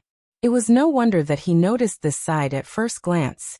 Mainly, the entire outer shop of the tea house, because of their arrival, the tables and chairs were all ruined. Their table was the only one that was still intact. Moreover, the other villagers had long shrunk to the side. They were the only ones who were still sitting there calmly. All of you get up. The leader strode over. This seat, we want it. Yiqing Luo squinted her eyes in interest. She didn't expect that in the God realm. To encounter this kind of evil tyrants traveling. It was said that the entire God realm was full of awesome cultivators. Any one of them was capable of doing something earth-shattering. Although this group of villagers were just villagers. But they were still cultivators, right? Was it really good to be so cowardly? Could they still behave like a cultivator from the God realm? If those people from the lower realm saw this, wouldn't they be disillusioned with the God realm? Yiqing Luo expressed that she was incomparably disillusioned now. I'm talking to you, didn't you hear me? Perhaps it was the first time that the leader had met someone who dared to ignore him. He slapped the table hard. The 2 teacups and the teapot on the table toppled over. Tea was poured all over the table. Yiqing Luo raised her eyes slightly as she looked at the leader. Her charming eyes were calm. Her delicate eyebrows curved like the crescent moon. Without the slightest hint of fear, he met the ferocious gaze of the leader. Then her pink lips curled up bit by bit, revealing a lovely smile. You spilled my tea. What? The leader frowned as if he couldn't believe what he had just heard. Yiqing Luo was still smiling as she repeated a sentence. You spilled my tea. The leader's eyes were filled with rage. What did you say? The owner of the tea house immediately came forward. Boss, these two are just passers-by. They don't know the rules. Please forgive them. We've specially prepared a room for you. You can rest inside. Rest inside. As the boss was saying that, he signaled Yiqing Luo with his eyes, making them take the opportunity to leave. Old man. The leader grabbed the collar of the tea house owner and lifted him up with one hand.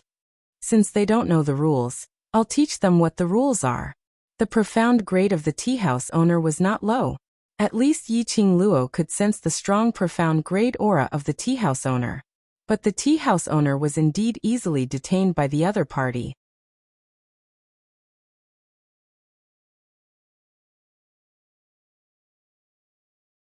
Chapter 4960.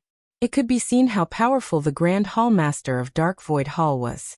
Grand Hall Master, they're just passers-by. Please be magnanimous and let them go. The tea house boss couldn't bear to implicate the young couple. So much nonsense. Do you believe that I'll teach you a lesson too? The leader impatiently threw a punch towards the tea house boss's face. Ah! A sharp shriek pierced through the sky. The leader painfully hugged his hand as he staggered backwards 2 steps. The tea house boss was suddenly let go. Losing the support of his strength, he fell backwards weakly. But he didn't fall. A fair little hand clasped onto his shoulder. A seemingly soft and slender wrist. But it was able to steadily support his body, allowing him to stand firmly. The tea house boss heaved a sigh of relief while still in a state of shock. Turning his head, he saw that dainty young lady with a sweet smile on her face. He was so shocked that he broke out in cold sweat. Madam Chow. His original intention was not to involve the young couple in this matter. He had not expected. But now, it was this young girl who had lent him a helping hand. This time, how would the people from Dark Void Hall let her off? Grand Hall Master. Cousin brother. A few exclamations were heard from the direction of that group of people. The lady and the other cultivators who were dressed in martial arts attire ran towards the leader. They only saw that the leader's hand, which was about to hit the tea house boss's face, had a hole pierced through it, and water was gushing out. That fiendish face was twisted into a ball because of the pain. It was that young lady who did this. The leader's eyes were sinister as she stared angrily at the direction of that dainty young lady. Do you know who we are? Then, do you know who I am? The young lady's tender lips curled upwards as she gave a light smile. The young lady's question. It made the surrounding people's hearts tighten. The leader's brows creased tightly as she sized up Yiqing Luo vigilantly, as though she was scrutinizing her identity. If she dared to ask such a question. Presumably, the backing behind her must be very strong. The leader pondered for a moment and asked, "Who are you?" Yiqing Luo's delicate pink lips slowly rose upwards. That half-smile, with a hint of mockery in it, caused the leading woman to feel a strange feeling in her heart for no reason. Just as he was about to stop Yiqing Luo from speaking, he heard that melodious and soft voice, which was like that of a girl next door, enunciating every word. "I am your father. Courting death." The leader's eyes shot out a baleful aura, as the long spear in her hand swept out, directly piercing towards Yiqing Luo. Yiqing Luo's expression didn't have the slightest change. Instead, she was all smiles as she looked at the incoming long spear. His pink lips carelessly spat out words that made people feel ashamed and annoyed. "My good daughter, you're not dead yet. Why would your father seek death?" The moment the spear fell, in front of the young lady, an invisible barrier formed by an invisible shockwave blocked the spear. After that, a ray of dark light tore through the sky and descended. Bang! The moment the earth-shattering explosion rang out, a loud sound rang out. The leader of the group fell to the ground like a kite with a broken string, only to see that dainty young lady dressed in a peach-colored long dress was being protected in the arms of a man dressed in a bamboo-colored long robe. The leader of the group clearly saw this earth-shattering dark light oppressive force. It was just that the man had casually waved his sleeves and created it. Trash 7th Young Mistress. Lord Dizun, please be gentler with your love. Trash 7th Young Mistress. Lord Dizun, please be gentler with your love.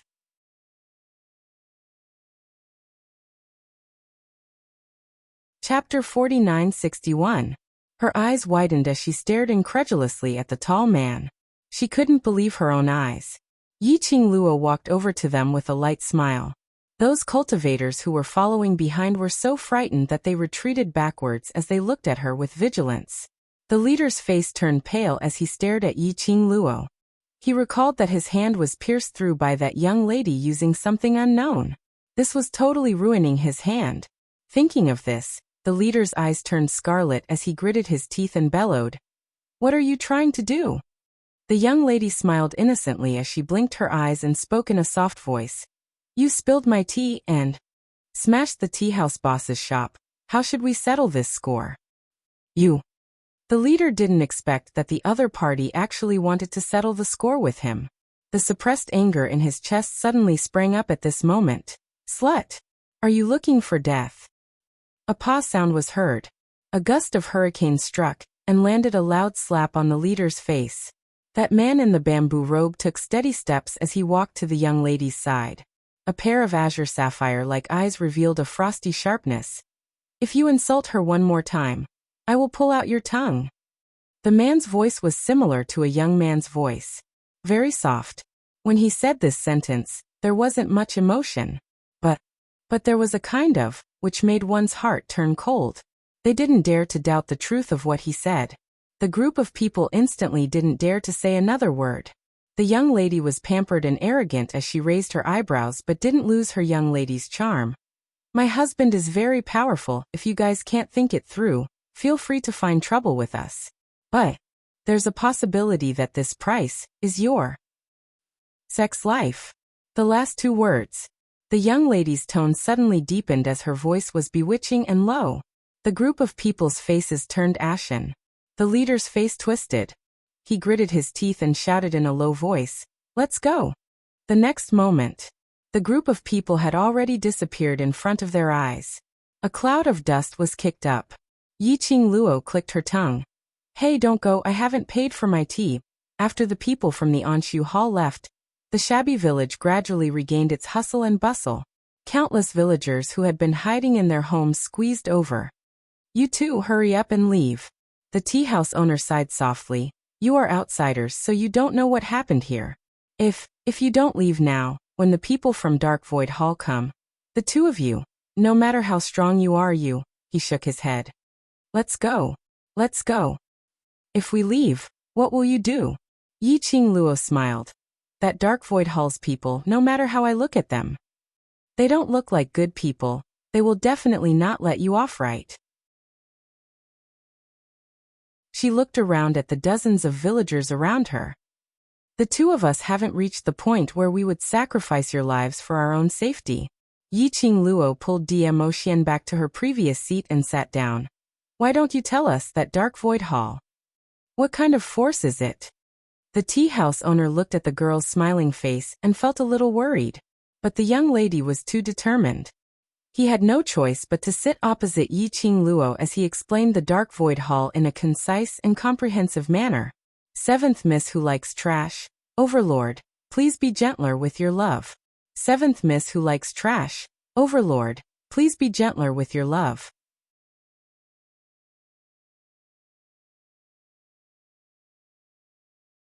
Chapter 4962. Anshu Hall. It was a force that had inexplicably developed 3 months ago. Their behavior was similar to that of a bandit. In any case, everything that should be done, and everything that shouldn't have been done, had been done. Wherever they went, there would be a great wave of carnage. At first, some people wanted to resist. But the price of resistance. Otherwise, the entire family would be buried in a sea of fire in a single night. Otherwise, the entire village would be obliterated. No one could do anything to the Anshu Hall. Because the power behind the Anshu Hall was one of the divine world's 5 great aristocratic families, the Jiang family. Or perhaps, everything that the Anshu Hall had done had been instructed by the nobles of the Jiang clan. The current Anshu Hall had taken root in various places in the God realm. It took only 3 months. When Yi Qingluo heard that, her brows creased slightly. The nobles of the Jiang family. This made her think of the Palace of Darkness. The Jiangs had long colluded with the Palace of Gloomy Darkness. if the Anshu Hall was a subsidiary force of the Jiang clan. This also meant that, 3 months ago, the gloomy palace had already extended their claws into the god realm. But what is the purpose? The Jiang clan was one of the 5 great aristocratic clans of the divine realm. Ruining his own reputation like this, causing his reputation to resent him. Aren't you afraid of incurring a backlash from those profounders? The Jiang family's aristocrats. Why would they allow the Dark Void Hall to do such a bandit thing so wantonly? Yi Qingluo asked puzzledly. The tea house owner shook his head. I'm not too sure either. However, I overheard those people chatting while drinking tea here. The tea house owner paused for a moment, then lowered his voice and said, the people from Anshu Hall seem to be looking for a place. Find a place? Between Yi Qingluo's enchanting eyes, a glint flashed past. However, on the surface, there was still that delicate and innocent expression. Looking for a place? If he's a noble, isn't it just a matter of saying the name of the place he's looking for? They don't even know where they are. The tea house owner lowered his voice even further. I heard them say that the Anshu Hall is still spread out in every region. Even deep in the mountains and ancient forests. Countless people have been planted. All for the sake of finding that place. Yi Qingluo was almost certain now. The existence of the Anshu Hall. It was probably done by the Palace of Darkness. He wanted to find the location of the Divine Sovereign's tomb. However, how could the secluded Darkness Palace be so sure that the Divine Emperor's tomb was in the God realm? Would he be able to find the Divine Emperor's tomb if he searched everywhere in the Divine world? Girl, have you forgotten what happened to you in the Palace of Darkness? Old Man Tsong's voice reminded her in her mind. Yi Qingluo. What? Old Man Tsong said. The stone wall of the Palace of Darkness once brought you to the periphery of the Divine Emperor's tomb. And the Palace of Darkness must have known the scenery outside of the Palace of Darkness through your consciousness.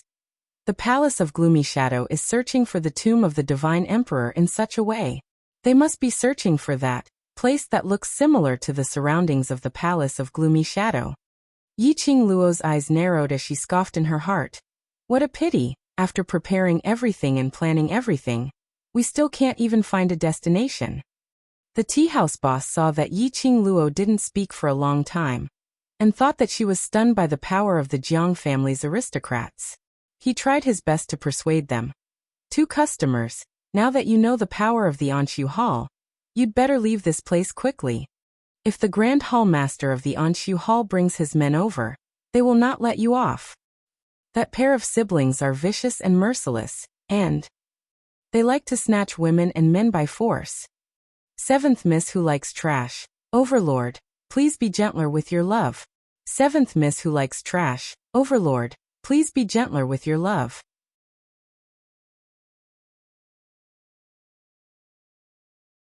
Chapter 4963. You and your husband's looks are too unsafe. As he spoke, he sighed. If it was yesterday, at least there would be a team of young brothers to take you away, unfortunately. Yi Qingluo touched her face. Disguising herself as a pretty girl from a humble family, could still be praised as pretty. She really had a good foundation. No matter how she disguised herself, she was still a beauty. Her slender brows rose slightly. Between her delicate brows, there was an unquestionable firmness. I know you have good intentions, but my husband is very powerful, so I am not afraid of whatever Dark Void Hall, whatever Jiang family's aristocrats. Don't worry about us, they can't hurt us husband and wife, and will absolutely not let them hurt you. Finishing her words, the young lady slightly raised her head, playfully winked at the man beside her. Yin, am I right? The man's brows at this time, there was a touch of gentleness and tenderness. Listening to the young lady saying husband, and us husband and wife. His mood was so happy that he could fly to the sky. Hearing her call him that, it felt great. Looks like he had to settle this title as soon as possible. Mo Xian's eyes drooped, affectionate. Yes. What you said are all right.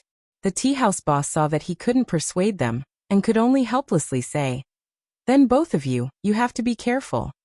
Yi Qingluo's long and narrow eyes twitched, suddenly asked. Oh yes, you mentioned a team of young brothers, who are they? That team of young brothers also had a conflict with the Dark Void Hall? The tea house boss nodded. Yesterday the Dark Void Hall came to make a scene. Coincidentally, that team of young brothers were resting here.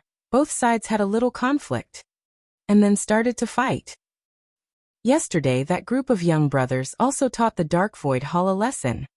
Today the Dark Void Hall's eldest brother and sister came over. I'm afraid they heard that the team of young brothers had left and came over to take revenge on us. Unexpectedly, today they had kicked an iron plate again. The Dark Void Hall had been taught a lesson for 2 consecutive days. The Jiang family's aristocrats were probably going to intervene. No wonder the tea house boss kept persuading Yi Qingluo and Dmo Xian to leave. After all, the Anshu Hall had been suppressing their hatred and anger for 2 days. That team does have guts. Yi Qingluo's eyes flashed with a trace of admiration. The tea house owner said, "That team seems to be a mercenary group. They probably got separated from the mercenary group. I think I heard them mention that they are some people from the World Mercenary Group." The tea house owner sighed with emotion. As expected, heroes come from the young. I wonder when did such a young mercenary group appear in the God realm. Furthermore, they are filled with righteousness. If they can grow up, they will definitely be able to make a name for themselves in the God realm. Yi Qingluo. Did she hear wrongly? Did she hear wrongly? World Mercenary Group? The World Group? How could this be? Yi Qingluo's eyes widened as she looked at Dmo Xian, and then at the tea house's boss. Boss, you just said what mercenary group? Can you repeat it again? Under the heavens mercenary group. The tea house owner said. Yi Qingluo. Was it a coincidence? Weren't the World Group brothers still in the Earth realm? How could they possibly reach the God realm? How was it possible for them to fight in the God realm? Unless they were using cheats. Yi Qingluo expressed that her inner heart was in shock, as she couldn't react in time. 7th Miss Who Likes Trash. Overlord, please be gentler with your love and please collect it. 7th Miss Who Likes Trash. Overlord, please be gentler with your love and please collect it.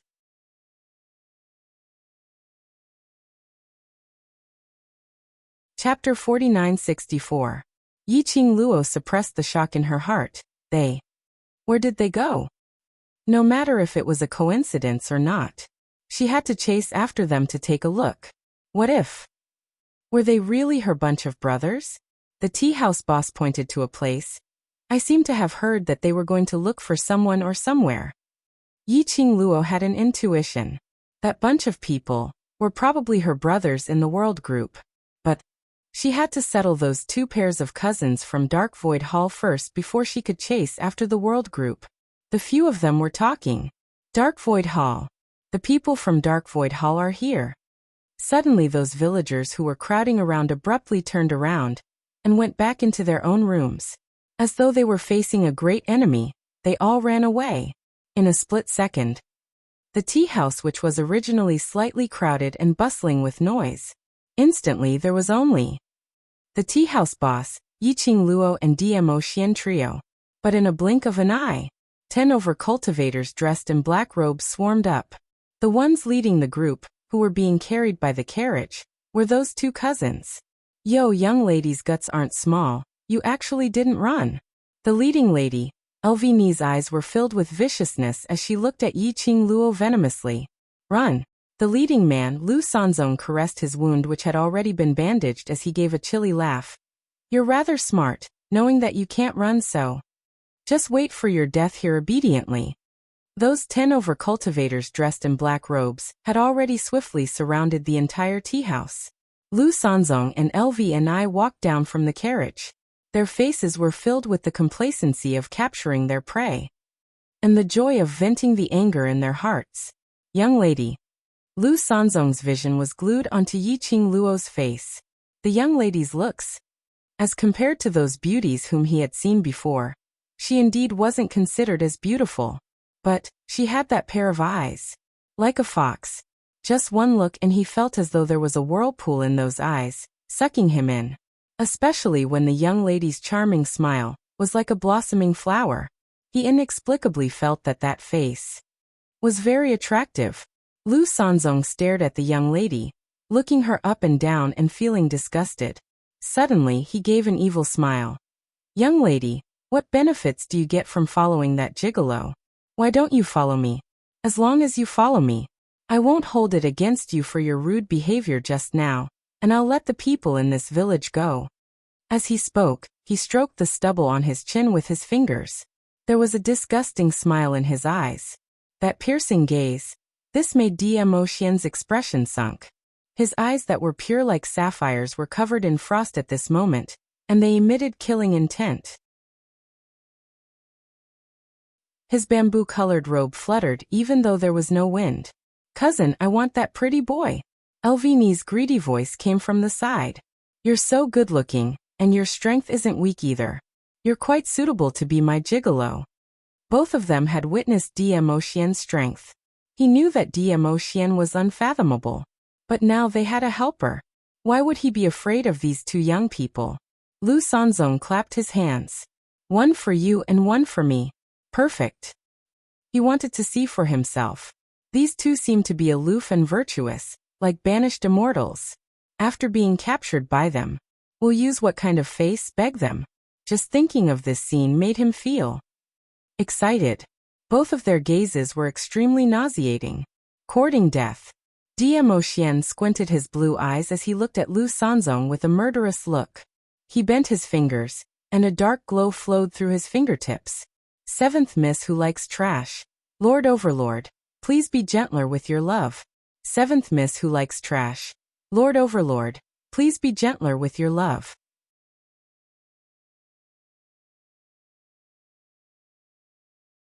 Chapter 4965. Ayun. The young lady's soft voice rang beside his ear.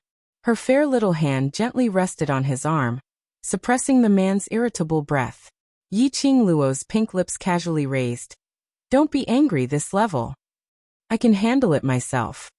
She walked gracefully, casually past the man, and walked towards Lu Sanzong, dressed in a pink dress, as if peach blossoms were in full bloom as she walked.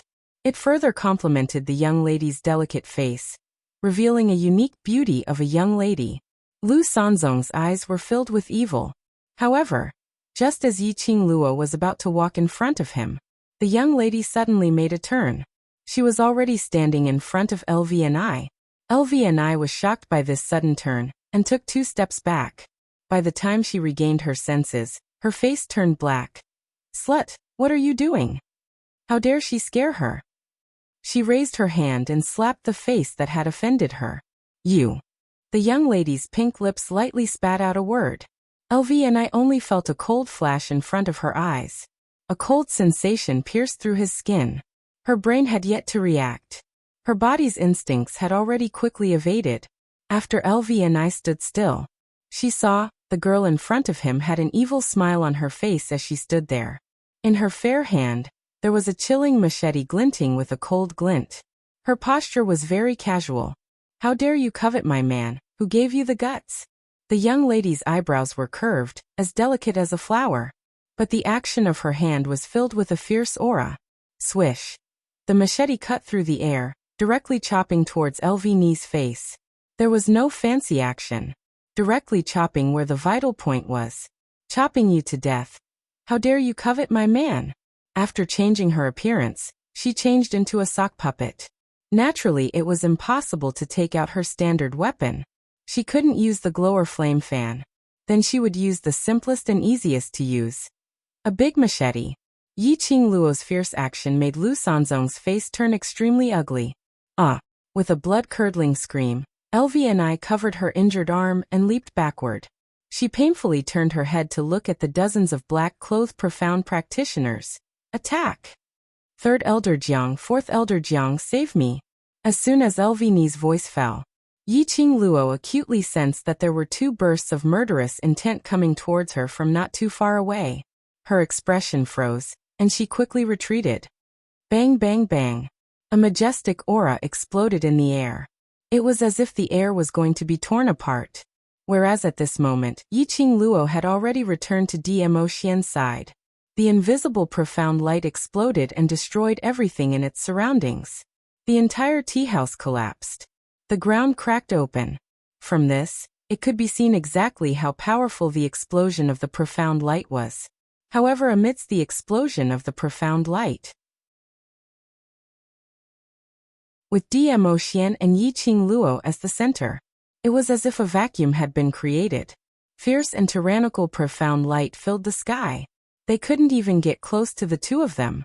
Under the whirlwind of sand, Yiqing Luo saw two elderly dressed in Jiang family's aristocratic attire, standing in front of Lu Sanzong and LVNI. The profound qi on those two elderly were sharp, like a lurking poisonous snake, ready to explode at any time. Since you refuse a toast only to be forced to drink a forfeit, then don't blame me for not knowing how to have tender and protective feelings for the fairer sex. Lu Sanzong looked coldly at Yiqing Luo, his expression sinister. Yiqing Luo leaned lazily in Dmo Xian's arms, her brows slightly raised as she looked at the elderly. So it's the helpers invited from the Jiang family's aristocratic family. It's really so scary. Seventh Miss Who Likes Trash. Overlord, please be gentler with your love. Seventh Miss Who Likes Trash. Overlord, please be gentler with your love.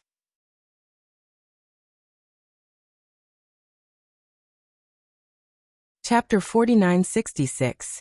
The Jiang family's aristocrats really didn't care about their reputation. They had completely handed over their family to the Palace of Darkness. So sure, would the Palace of Darkness be the final winner? Yiqing Luo's long and narrow eyes curved slightly as her lips curled into an extremely faint cold arc. Since young lady knows that this is the elder of the Jiang family, why don't you surrender obediently? Lu Sanzong's confidence was different now that he had a backer. Yiqing Luo tilted her head. A strand of hair fell on her cheek, making her look even more charming.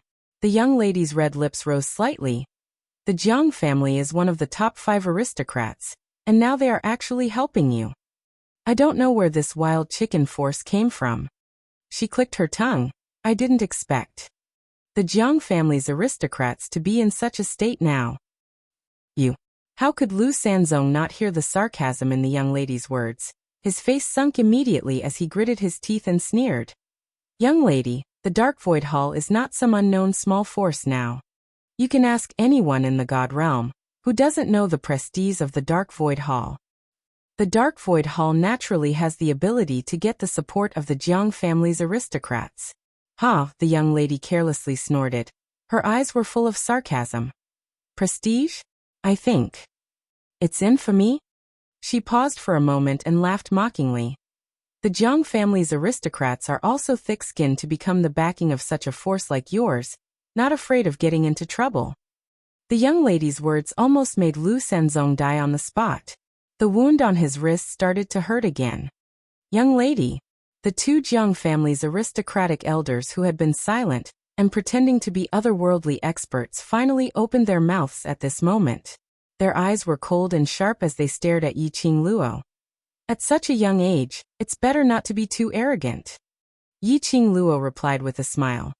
Both of you are already so old, running over here to be arrogant with a young lady like me. I'm afraid it's not appropriate. The murderous intent in the elder's eyes intensified. Immediately, the two pounced towards them at the same time. Silly girl, if I don't teach you a lesson, you really don't know your limits. Bang. Thick profound energy burst forth from both of their bodies. The surrounding air instantly turned into a hurricane that surged violently. Yiqing Luo took a look at the surroundings, at the houses which the villagers lived in which had been overturned. The cracks on the ground were getting bigger and bigger. It was as if it would split open at any moment. It made people fall into the abyss. Fortunately, the villagers were not weak. They barely managed to avoid the pressure of the surrounding dark rays and hid far away. However, if this continued, with how merciless his opponent was, it was only a matter of time before the villagers were hurt. He had to avoid it. Yiqing Luo weighed the big machete in her hand as a wisp of dense light flashed past her delicate brows. She was just about to test the strength of those two Jiang family's elders. He had yet to move. Dmo Xian gripped her wrist tightly. Someone's coming. The man's deep voice rang in her ears. Humans? At this time, in such a remote place, could people still come? Yi Qingluo was just about to ask who it was. All of a sudden, the sounds of all kinds of profound lights colliding could be heard. Immediately, a few figures flashed past the horizon. A few dressed in black, armed with weapons, stood in front of Yi Qingluo and Dmo Xian. "Sure enough, it's you guys again," one of them said coldly. "Haven't you been taught a lesson enough?"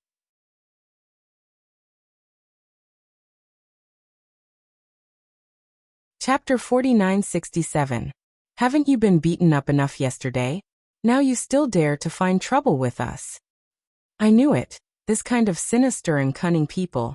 Yesterday they bowed and bowed to us like grandsons. Today they will seek revenge on these villagers. Luckily we're here in time. A bunch of rubbish, still dare to come here to be arrogant. The young men and women chattered and cursed, instantly turning this dangerous and quiet atmosphere into a hubbub. "It's you guys." When Lu Sanzong saw that group of people, his expression turned steely green. LV's expression was also extremely ugly. "Two losers, now you're looking for helpers to take revenge? We will beat you till you call for your father. Brothers, attack." After that, a group of people swarmed towards the Anshu Hall side. The minute they went up, Jiang family aristocratic elderly's expression congealed. "A bunch of little dolls dare to behave atrociously in front of us." The two of them had no chance to deal with Yi Qingluo now. On the contrary, they started to fight with this group of youngsters. Yi Qingluo. Now wasn't it a good idea to stand here and watch the show? If she didn't help, it would seem as though she was letting down their enthusiastic help. This help? She indeed wanted to take a good look at what kind of training this group of perverts had gone through in the time she wasn't around. And how high were their profound grades now? Which was why they were able to come to God Realm, a place where the big shots were everywhere. They even became the messenger of justice, standing up for others. That's right. These youngsters in front of her were all dressed in black, and when they made a move, they could clearly see the cherry blossoms on their sleeves, as though they were burning in fire. The World Group uniform. These people. Weren't they the group of brothers from the World Group? Yi Qingluo and Dmo Xian didn't make a move. The brothers in the World Group were extremely well coordinated. One gaze, one action. They understood the other party's thoughts. After discovering that the two elderly's abilities were extremely powerful, they speedily adjusted their formation. Then they entangled the two elderlies so much that they couldn't free themselves. Hence, under the elderly's eyelids, the few of them gave Lu Sanzong and LVNI a beating once again. The kind of beating without any reason at all. The chaotic battle lasted for about half an hour. The old man from the Jiang clan stopped and took Lu Sanzong and LVNI away from the scene. Only a bunch of profound practitioners from the Anshu Hall remained. He had become the captive of a group of young boys and girls. What bullshit Anshu Hall is this? So weak. You're running away? I haven't had enough yet. How boring, is this really the God Realm? I feel like he's not even worth a single blow. While tying up the profound practitioners of the Anshu Hall, the young men and women were still bragging in all sorts of ways. It wasn't until they threw all the people into the collapsed tea house that they looked at the villagers who were hiding far away. "It's okay, everyone has run away." "Hey kitty, where are you going?" Suddenly, a voice interrupted the hubbub. Yi Qingluo saw a small soft dumpling pouncing into her arms. "Sister." Just as the little man opened his mouth and spat out a word, he suddenly paused. Her ears, which were hidden in her hair, trembled slightly. Her glass-like eyes were filled with uncertainty as she looked at this extremely unfamiliar face. The young lady's dainty brows curved as her fair hands cupped the little man's face. "Aya, where did this little cutie come from? You look so cute."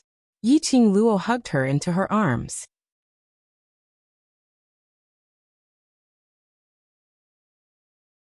Chapter 4968. This is. She intentionally pinched the little boy's head, the ear which was hidden under the hair, and pretended to be surprised. "Ear? Is this your ear?" The little boy in her arms froze. A pair of watery glassy eyes stared at Yi Qingluo's face in a daze. Cat, what's the matter?" A lady walked over, looking at the little boy nestled in an unfamiliar young lady's arms. She sized up Yi Qing Luo in astonishment. This young lady, you are? I'm Mu Yu. Yi Qing Luo's long and narrow eyes curved, as she replied with a smile. You are what the tea house boss mentioned. Young brothers? The young lady's eyes were filled with surprise.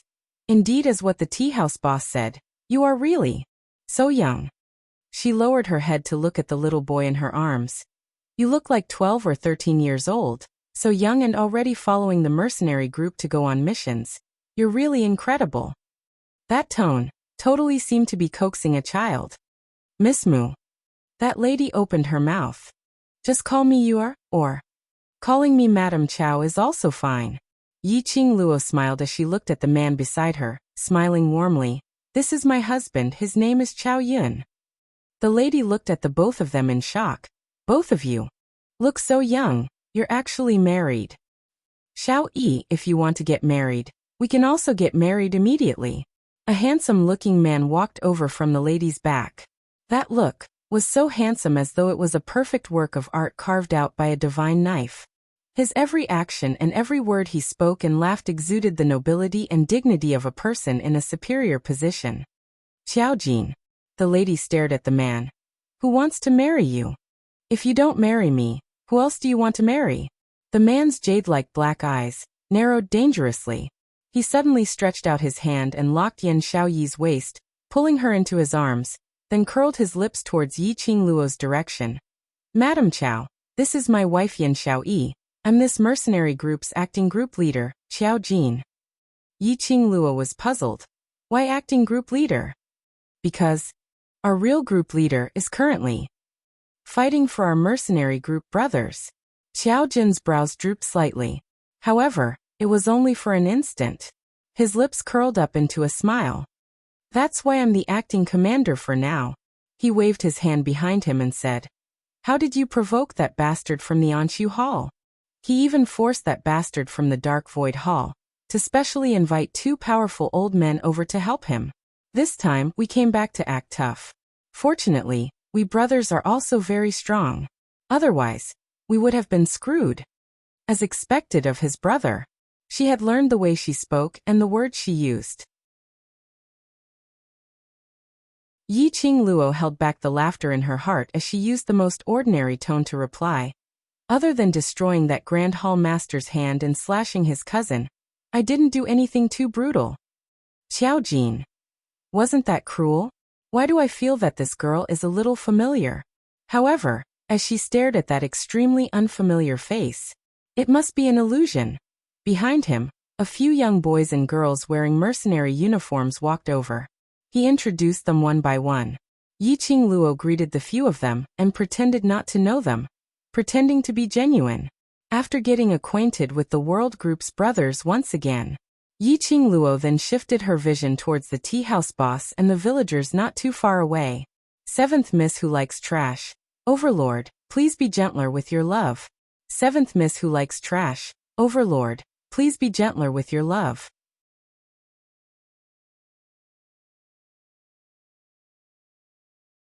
Chapter 4969. She took out a bag of coins and passed it to the tea house boss. Take it as my apology to you. The tea house boss hesitated for a moment. On seeing that there were quite a number of villagers behind, he still accepted the coins. Find another place to stay, this place is no longer safe. Even if this place wasn't destroyed by Dark Void Hall, if they continued to stay here, they would probably be harassed by those siblings from Dark Void Hall daily. They were hindered by Dark Void Hall's power, so they didn't dare to resist. In the end, they couldn't escape from the word death. The tea house boss apparently thought of this point as well. In the end, the group of them dragged their families and left this piece of wasteland. All right, now that the matter is settled, we can leave now. Yan Xiaoyi looked at those Dark Void Hall cultivators who were tied up on the ground. These people, let's just leave them here. If they can survive, then it means that they aren't fated to die. That's true. Yi Qing Luo's pink lips suddenly curled up in ridicule as a crafty glint flashed past her eyes. But just betting on their luck, isn't it too easy for them? No matter what, we have to increase the difficulty a little. Yi Qing Luo's words were spoken. The world group's gazes all turned over in unison. Yi Qing Luo smiled sweetly, as delicate as a painting, as she walked towards those people.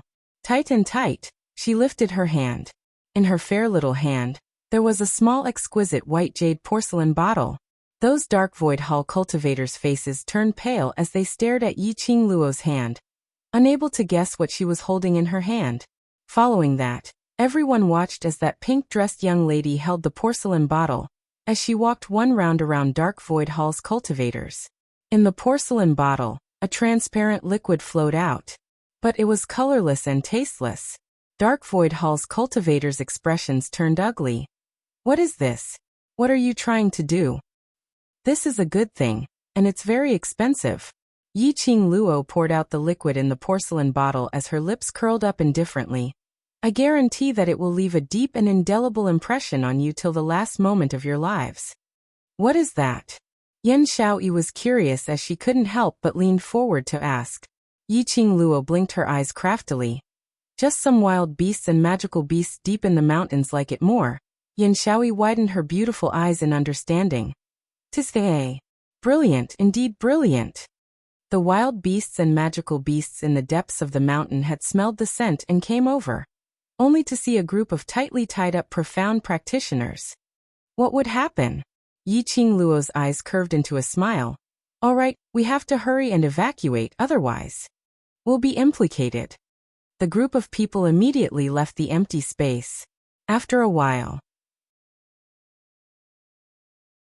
everyone heard the roars of wild beasts coming from the wasteland. It was deafening, shaking heaven and earth. His roar caused everyone's heart to skip a beat. But then he saw, the girl in the pink dress smiled innocently, as if she had nothing to do with these wild beasts. His heart skipped a beat. Why do I feel like this girl's way of doing things so familiar? That's right, I heard from the tea house boss that you had already left that place yesterday. Why did you turn back today? Yi Qing Luo pretended to ask casually. Yan Xiaoyi thought for a while.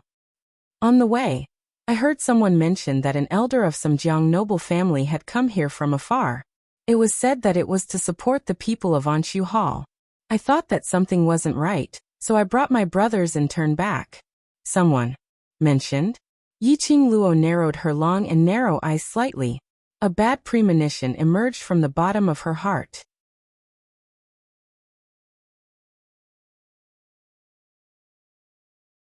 Chapter 49-70. Not knowing if she was thinking too much. Somehow, she felt a little strange. How could it be? So coincidentally, the World Group found out that Dark Void Hall had gotten help from the Jiang family's aristocrats? Although Yi Qing Luo was certain that her and Dmo Xian's disguise was flawless, she didn't just change her appearance. All the aura in her body was suppressed by Dmo Xian. Vast water divine relic or the spiritual beast's energy had not leaked out at all. At least, after getting along for so long, the brothers who had great rapport with each other were unable to recognize her at such a close distance. Over at Dark Void Palace, it shouldn't be possible to recognize her, and they specially used the brothers to test her. Yi Qing Luo pursed her lips slightly as her fingertips gently rubbed past her wrist, that piece of flawless white jade. This piece of jade was given to her by Bloodbone Barbaric King. If something happened to the counterfeit, it would be impossible. Or if it was recognized by Dark Void Palace, Bloodbone Barbaric King would inform her of the situation through this piece of jade. So, the counterfeit wasn't exposed. Dark Void Palace's people should have placed all their attention on the counterfeit. But, facing Dark Void Palace's sinister and cunning, they only knew how to hide in the dark like a rat. She couldn't help but feel a little worried. A warm and big palm held her little hand from behind. Warmth covered her. It also dispersed the uneasiness in her heart. The man's mellow voice entered her ears, revealing an irresistible magnetism. Don't panic. Currently your performance is very good. Yi Qing Luo's breathing stilled as she nodded slightly. I know. If she was the one who messed up, then it would give Dark Void Palace a chance. No matter what, she had to stabilize herself first. That bunch of people from Dark Void Hall probably won't give up. So unless it's absolutely necessary, you'd better not return to this place. Yan Xiaoyi didn't know what complicated thoughts Yi Qing Luo was experiencing right now. She waved her hand at Yi Qing Luo. Madam Chow, we still have other matters to attend to. If we're fated, we'll meet again. Yi Qing Luo smiled as she nodded. All right, we'll meet again if we're fated. It was rare for her to reunite with the World Group's brothers. But she didn't ask them to stay or voluntarily join their team. She was walking together with the World Group. It just so happened that it was her and Mo Xian, a man and a woman. It would definitely attract the attention of the Dark Abyss Palace. It was better to split up. Just now, when the few of them were fighting against the Anshu Hall and the elders of the Jiang clan's noble clan, they were all fighting against each other. Yi Qing Luo had no choice but to admit. This group of young boys and girls who used to be immature had now grown to a point where even she was amazed. Even though their individual strength was nothing in the divine world, it was still not enough. But they are a team, they have chemistry. Therefore, their combined power was enough to take root in the God realm. The World Group and the others headed towards another path. After walking for a few steps, Yi Qing Luo slanted her head and stared at the little one in front of her, who had been looking at her without blinking, as she smiled slightly. Little cutie, what's the matter? Your friends are all gone. Kitty Lee's voice was soft as a pair of lively beautiful eyes stared intently at Yi Qing Luo. I'm not leaving. Could it be that little cutie is going to abandon your brothers and leave with me? Yi Qing Luo smiled as she rubbed her head. Kitty Lee shook her head and nodded her head. Her little face was serious as she stared at Yi Qing Luo without blinking at all.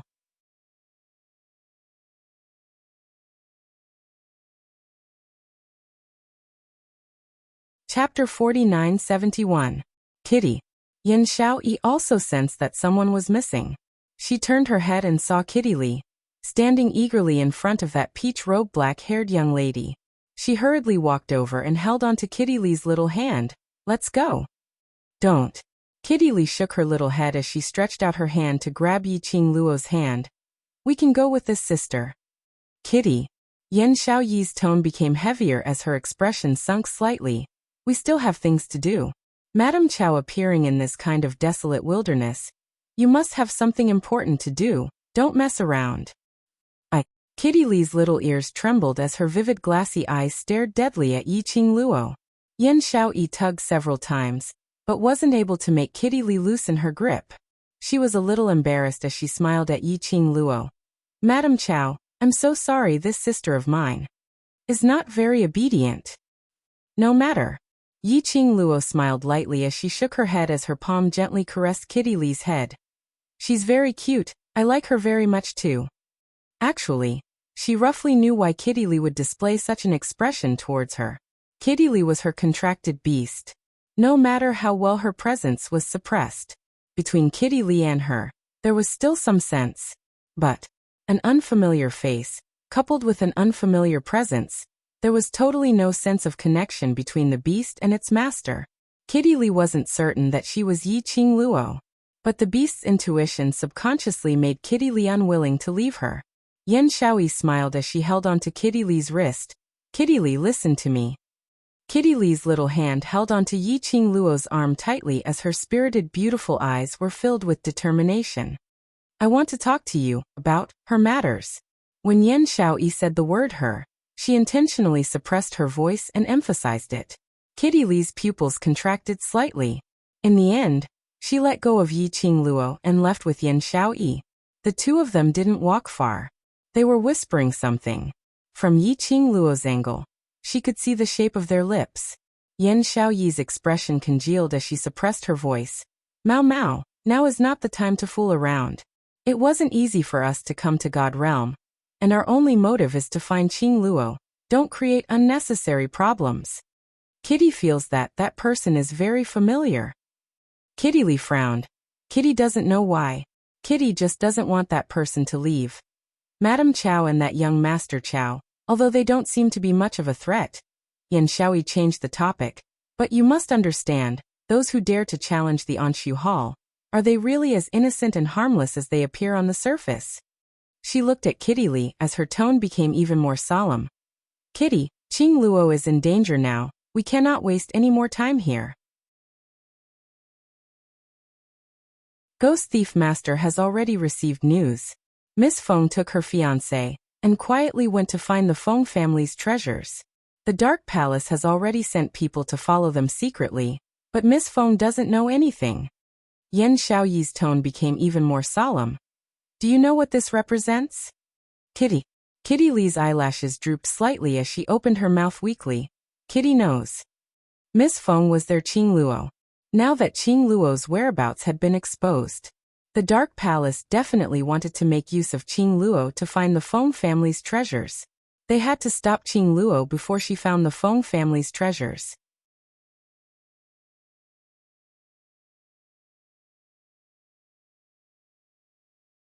Chapter 4972. Since you know, then I won't say anything more. Yan Xiaoyi replied, Don't drag innocent people into this. Yi Qing Luo roughly understood the conversation between the both of them from the shape of their lips. A surge of warmth started to spread from her heart. Her pink lips unknowingly curled into an arc. Her brows were dainty like the crescent moon. These brothers of hers. They really stepped into the god realm because of her. All the hard work, struggles, goals were all for her. To have such a group of brothers who wholeheartedly thought of her. It was her fortune. Madame Chow. Suddenly, a slender figure blocked her line of sight. The figure was short, and the pink dumpling attire made that cute little face look even more adorable. But that pair of eyes, which were like stagnant water, had no waves as it stared straight at her. It really gave her a feeling of shock. Yi Qing Luo blinked her eyes as she tilted her head and pretended to be puzzled. You seem to be Moyuing? The pink dumpling looked at her expressionlessly and didn't answer her question. Instead she asked coldly, Why are you looking at them for? The icy cold voice was stiff and emotionless. It was still that familiar shadow. She wondered what Xiao Yinyan that fellow was doing. So useless. Still unable to turn the shadow into a real little Lolita. Yi Qing Luo ridiculed in her heart, but didn't show it on her face as she smiled. They are pretty. Mo Ying's brows turned cold as she replied indifferently.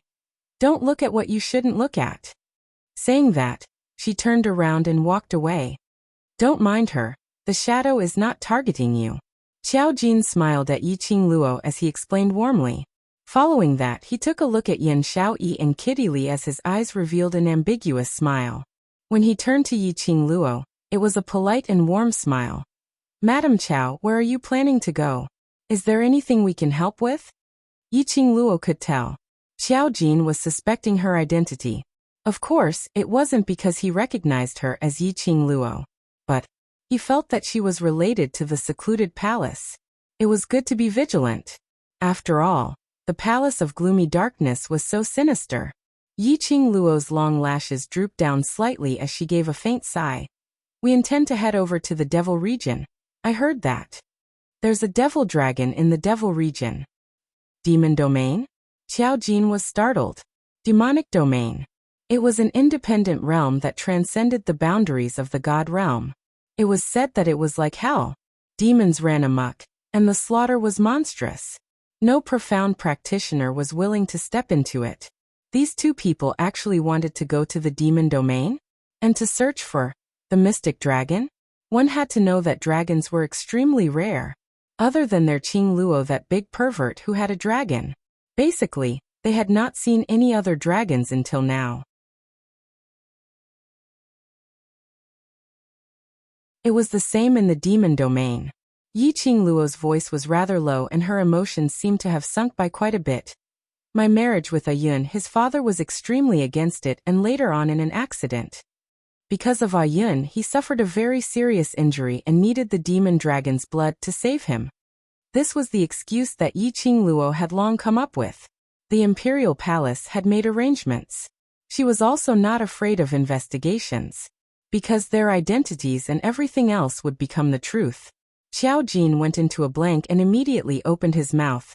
I'm sorry. It's all right. Yi Qing Luo smiled. You should still have a mission, so Ayun and I will not disturb you anymore. If we are fated to meet again next time, that would mean that there's really a lot of fate between us. 7th Miss Who Likes Trash. Overlord, please be gentler with your love for everyone to collect. 7th Miss Who Likes Trash. Overlord, please be gentler with your love for me.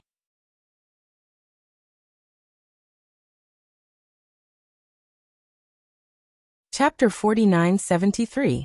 Her long and narrow eyes were like crescent moons as she smiled. The next time we meet, I'll treat you all to a big meal, to express your life-saving grace today. Xiao Jin also smiled. It's a promise.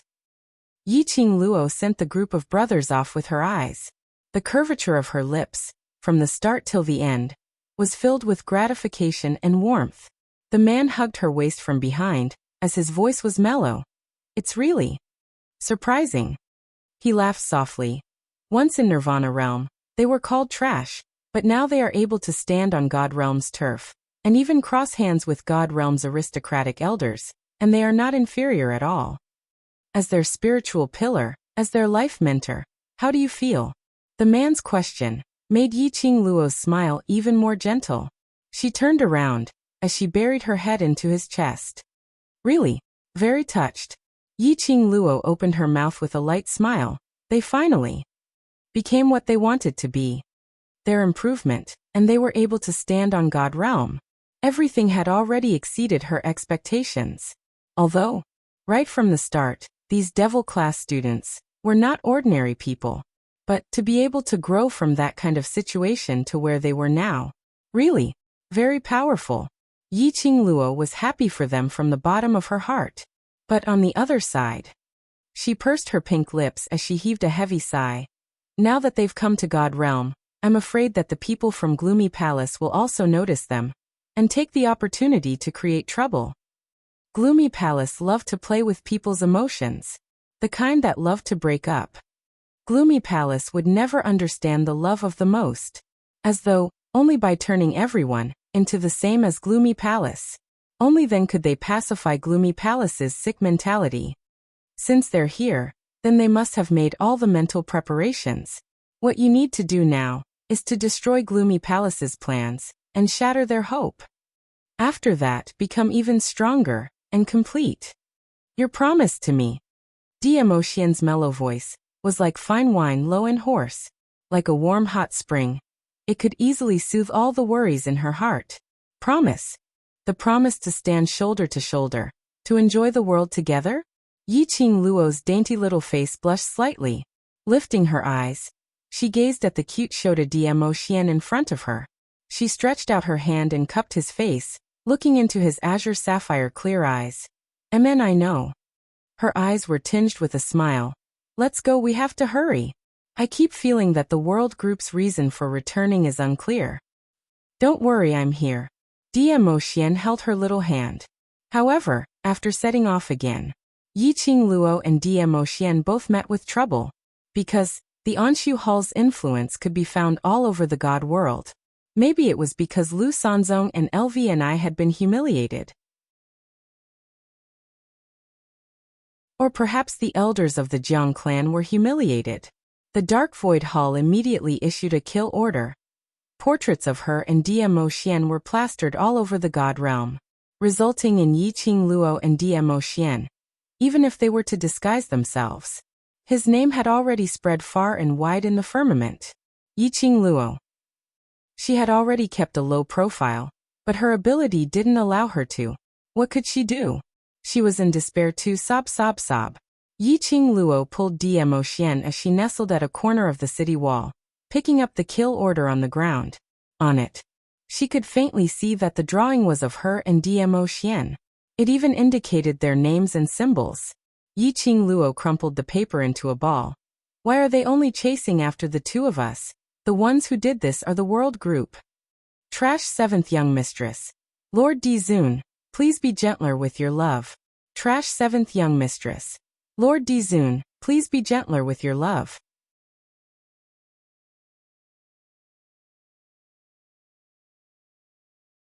Chapter 49-74. Diemo Xian held her hand which was rubbing the paper earlier as he gently rubbed it, as he asked with a smile. Don't tell me you wish for them to chase after the world group? Forget it. Yiqing Luo pouted. Let's just chase after the both of us. If she didn't enter hell, who would? Who asked her to be their big shot? Yi Qingluo put on a bitter face as she leaned her head on Dmo Xian's shoulder. This time round, it's going to be tough on the both of us. Originally, in order to avoid people's eyes and ears, we were so careful when we left. Now it's even harder for us to move. It's hard to handle. The young lady turned her head around and around in the man's arms. Every single word sounded as though it was extremely difficult. But the young lady's tone didn't contain any trace of difficulty. If you restrain the excitement in your tone, perhaps I might pretend to believe you. Dmo Xian pinched her nose as his thin lips slightly curled, which made him look even more peerless. Yi Qingluo's long and narrow eyes curved like a crescent moon. She raised her head as she smiled at the man's indulgent gaze. Do you feel that when you're with me, there will be endless troubles coming knocking on your door every day? At this point, she paused for a moment. Her charming eyes opened like a blooming rose, peerlessly beautiful. But she changed the topic as her slender fingers propped her chin as her tone was arrogant and complacent. This kind of days really won't be boring at all. She leaned closer to Dmo Xian's face as she suppressed her voice and gave a light smile. My Mr. Husband. How's the taste of living a colorful life every day? It's good to have you. The man's beautiful thin lips opened slightly as his mellow and hoarse voice lingered in her heart like fine wine. With you around, no matter if it's rain or shine, no matter if it's ordinary or not. As long as you're around, it's good enough. Yi Qingluo could hear the man's hidden words of love in his words. That delicate face was stained with a thin shade of red. Her eyes pouted coquettishly as her voice was soft as she muttered softly. With you around, it's also very good.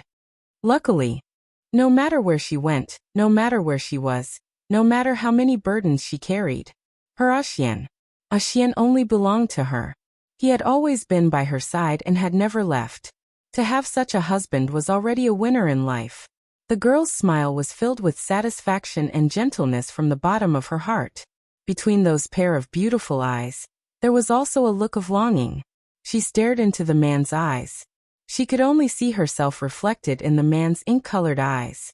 Her pink lips parted and she enunciated each word clearly.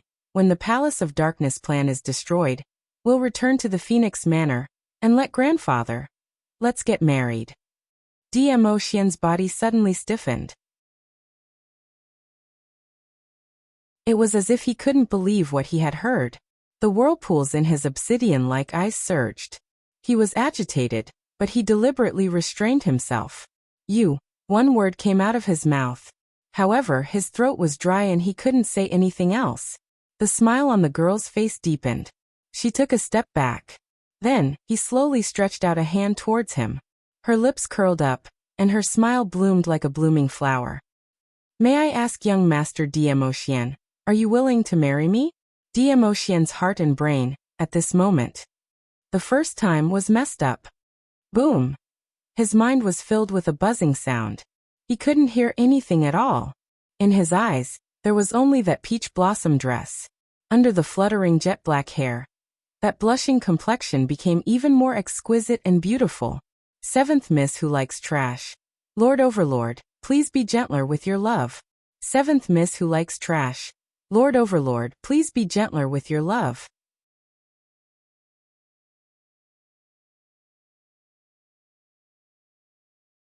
Chapter 4975.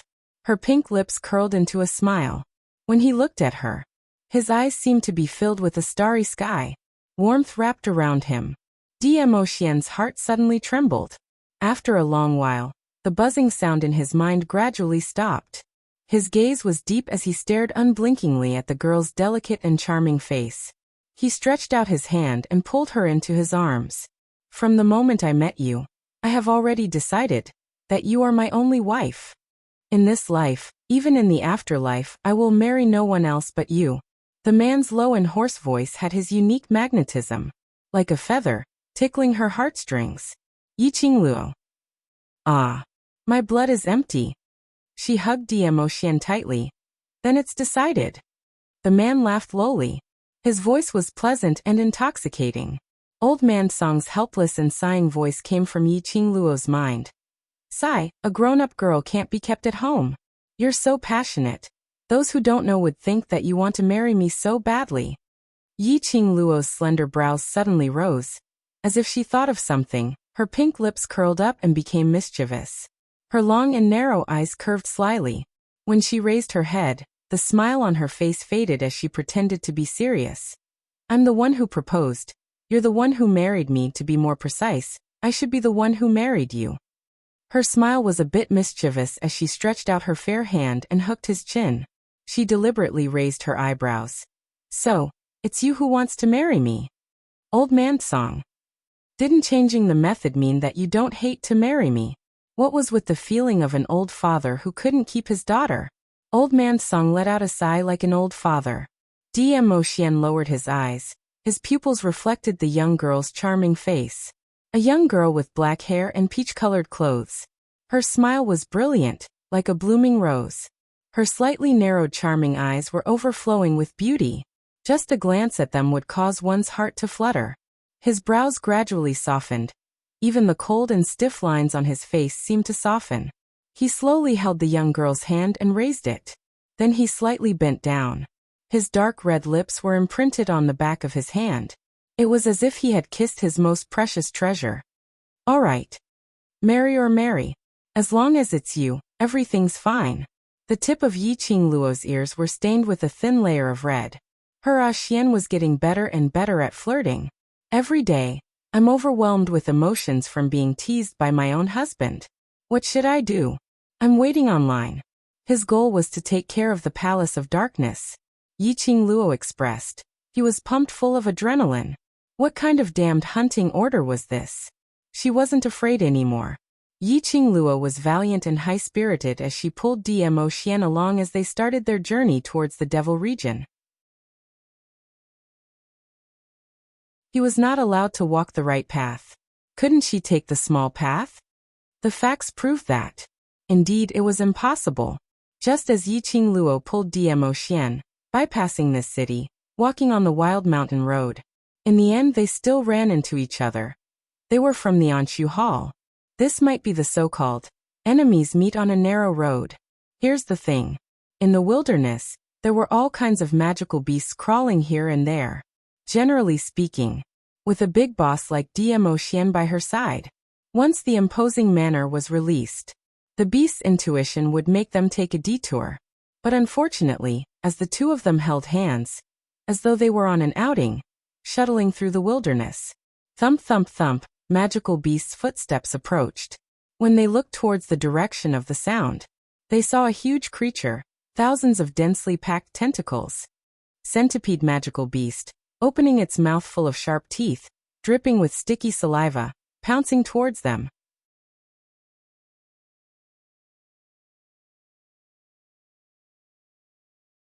Chapter 4976.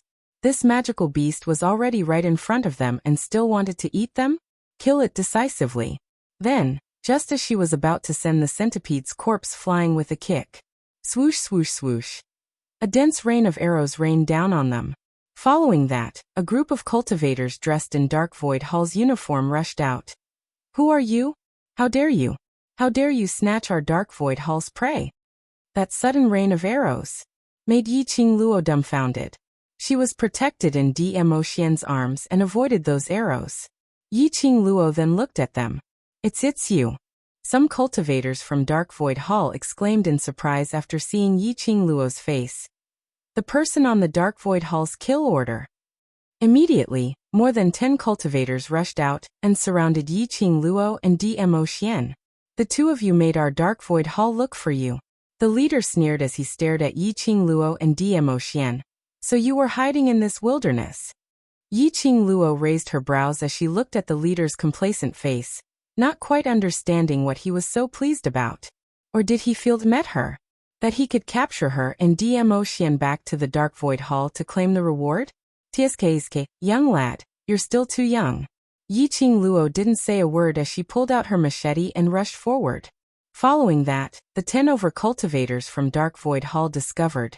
When they faced Yi Qingluo, they had no way to deal with her at all.